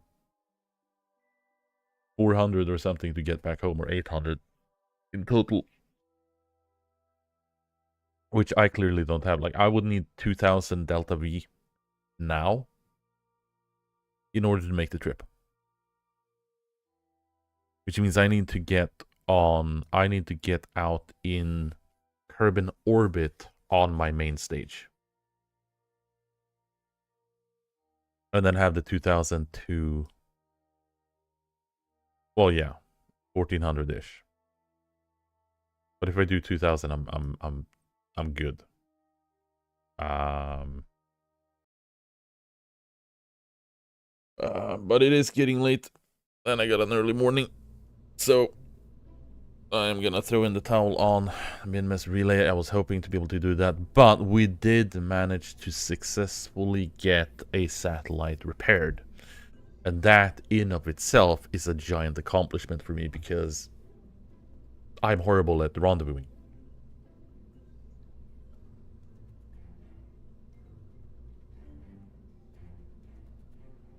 So, I am gonna thank everyone for hopping in, participating, watching me struggle and slowly go mad trying to figure some of these things out. Meet and greets are hard. Yeah, I want to get better at them. Like they sound easy, and then you know, freaking NASA managed to do it in the 60s with I don't know what. Like it seems like it shouldn't be that hard considering the amount of visual aids and tools in this game to allow you to test around. Right, pocket calculators and slide rules and freaking delays and I don't even know what. But yeah, no. So, I'll figure things out later on. Anywho, I'm gonna sneak off. And actually, we can quickly pop to the moon and see if we've actually gained some science.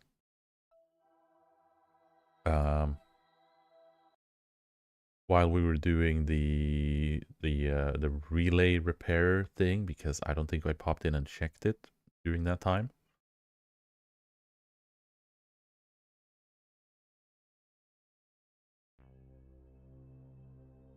Nope. It hasn't. But it has now.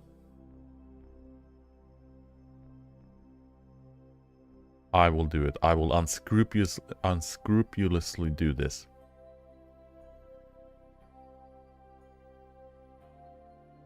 Let it run a couple of days. There we go. Max science. And we're in daytime as well.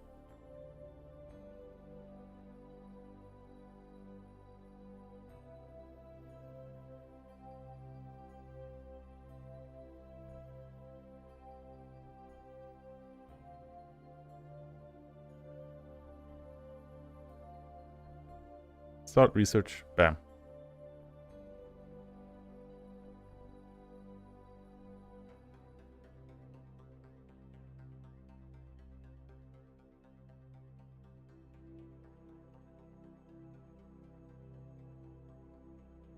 Newton's physics don't even need Einstein physics for what he did in the 60s rocket-wise. Yeah, no, it's insane.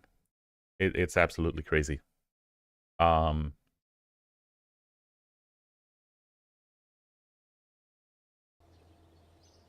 See what we can pick tech-wise, and then we'll end after we have grabbed some new technologies, so we can fiddle things around. Do I want to grab the Octo 2? Ooh. So do I just shore up the basic stuff? We talked about this mainsail. That is a significant jump, like almost 3 times as powerful engine. We also get the twin bore engine.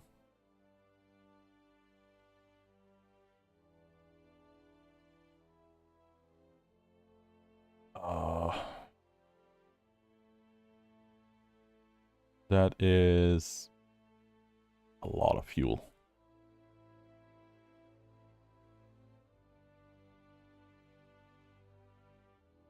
We also get a new solid fuel booster, which would actually be quite nice. Mm-hmm. Oh yeah, Werner von Braun. The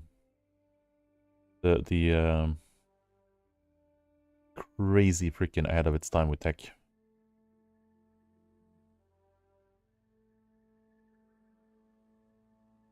Well, that's a big fuel tank. Advanced metalworks, girder, stack, separator.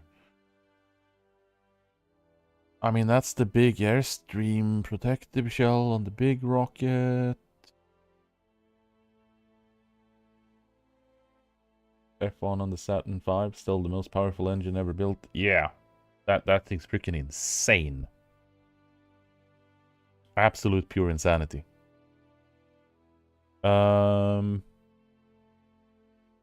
Do I grab some of these? Or... yeah, and it had 5 of them.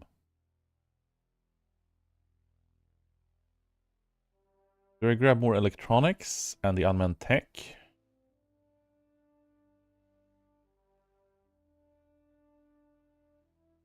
Ion engines.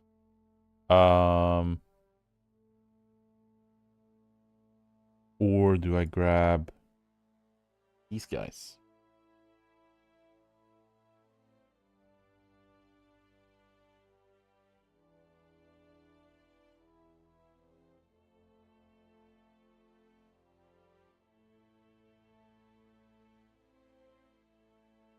What do I get? The large reaction wheel is nice. Yeah, I feel like I keep missing it. For right now, we got 638 signs. These guys are 160 each. So we could grab 3 of them. If I grab the command pod...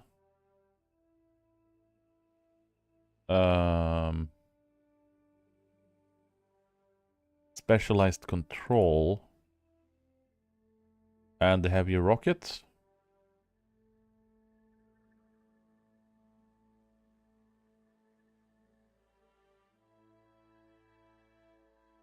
you know what? We're gonna grab this, regardless of what happens. I want that command pod.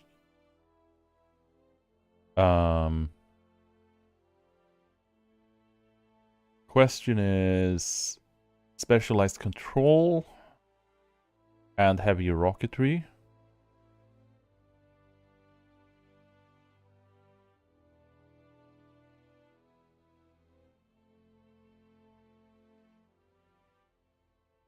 I mean, shuttles are kind of funny.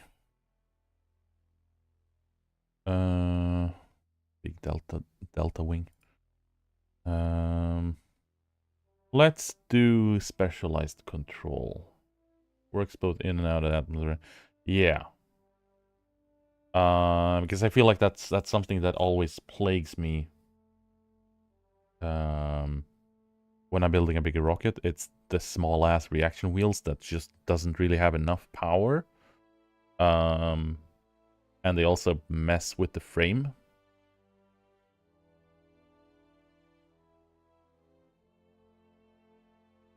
The 318, almost enough to pick 2 of these.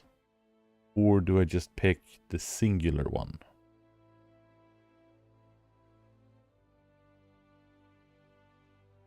Unmanned rover? More thrust? That be the thoroughbred, as well as the mainsail fuel or engine. So go heavier rocketry. Everyone agrees on heavier rocketry.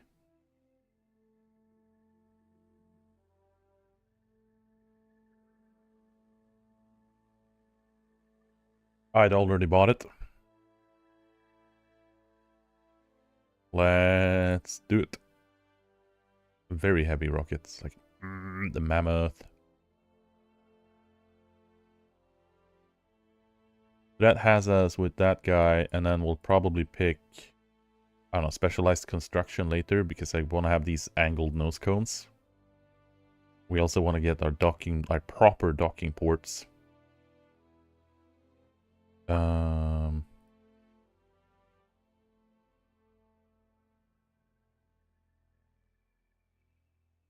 freaking signs, right? I mean, to be fair, let's just nab 2 signs. Let's just nab 2 signs. Fuck it.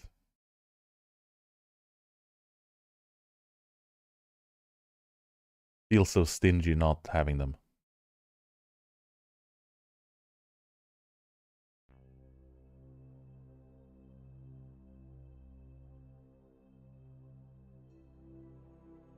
There we go.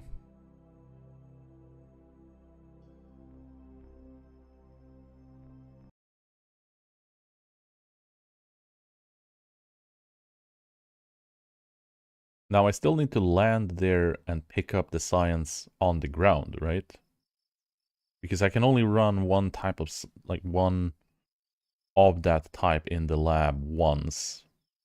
But I can gain the science from the recovery as well, from the looks of it.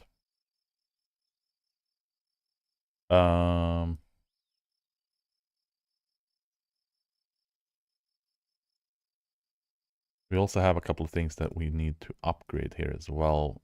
But that requires funds. That's 1.7 million to upgrade that.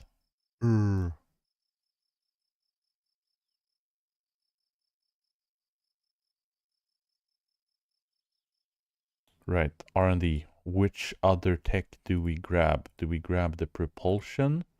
Or do I grab the RCS fuel?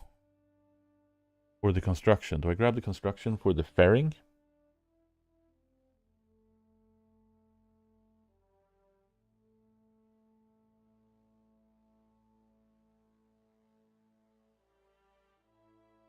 This seems like the reasonable one, right?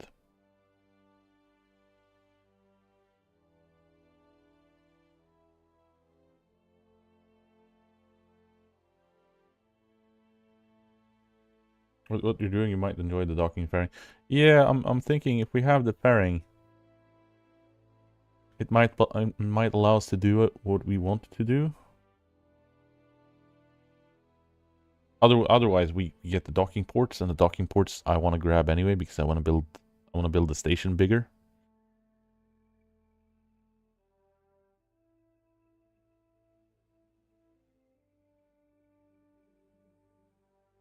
Although the fuel tanks, little dumpling fuel tanks and whatever else is kind of nice. Yeah,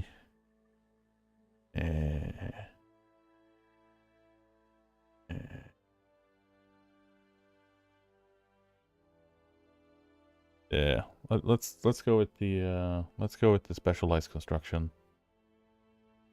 There we go, because that also leads into shielded docking ports. We can have it in the nose. It leads into other shells, nose cones, and structural panels. Because that'll be space. That'll be space-based building.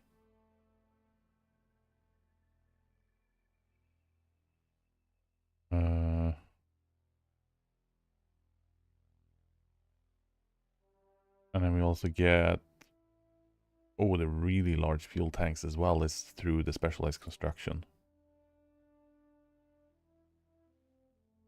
You don't need space bases yet. You still struggle with Minmus. Yeah, that is very true. That is very true. So next up, I think, is going to be the unmanned tech for the Octa 2, so we can get a little bit more efficient way of dealing with it. And then it's going to be solar panel later. But yeah, no. So we are going to save this up here. It's going to save us up anyway. As I said earlier, thank you for watching. And thank you all for the assist, as well as, you know, coming with pointers and funny comments and just watching everything go up in cinders and flames. And I'll be rolling Friday tomorrow, so I'll be doing some combat games. Probably not too much Kerbal. It depends on how the combat stuff goes. We might switch over to KSP during the evening. It's gonna be a little bit later stream as usual on Fridays, as well as on Saturday, and then usual off on Sunday. So big boom, who can resist, right? Anywho, you got my times in the about and schedule as usual. So if I catch you on the next one, I'll see you then. If not, have a great start of the weekend here coming up, and I will catch you later. So from me, I'll say good night and wish you all a good Thursday night / Friday morning, depending on where you are. So take care and see you later.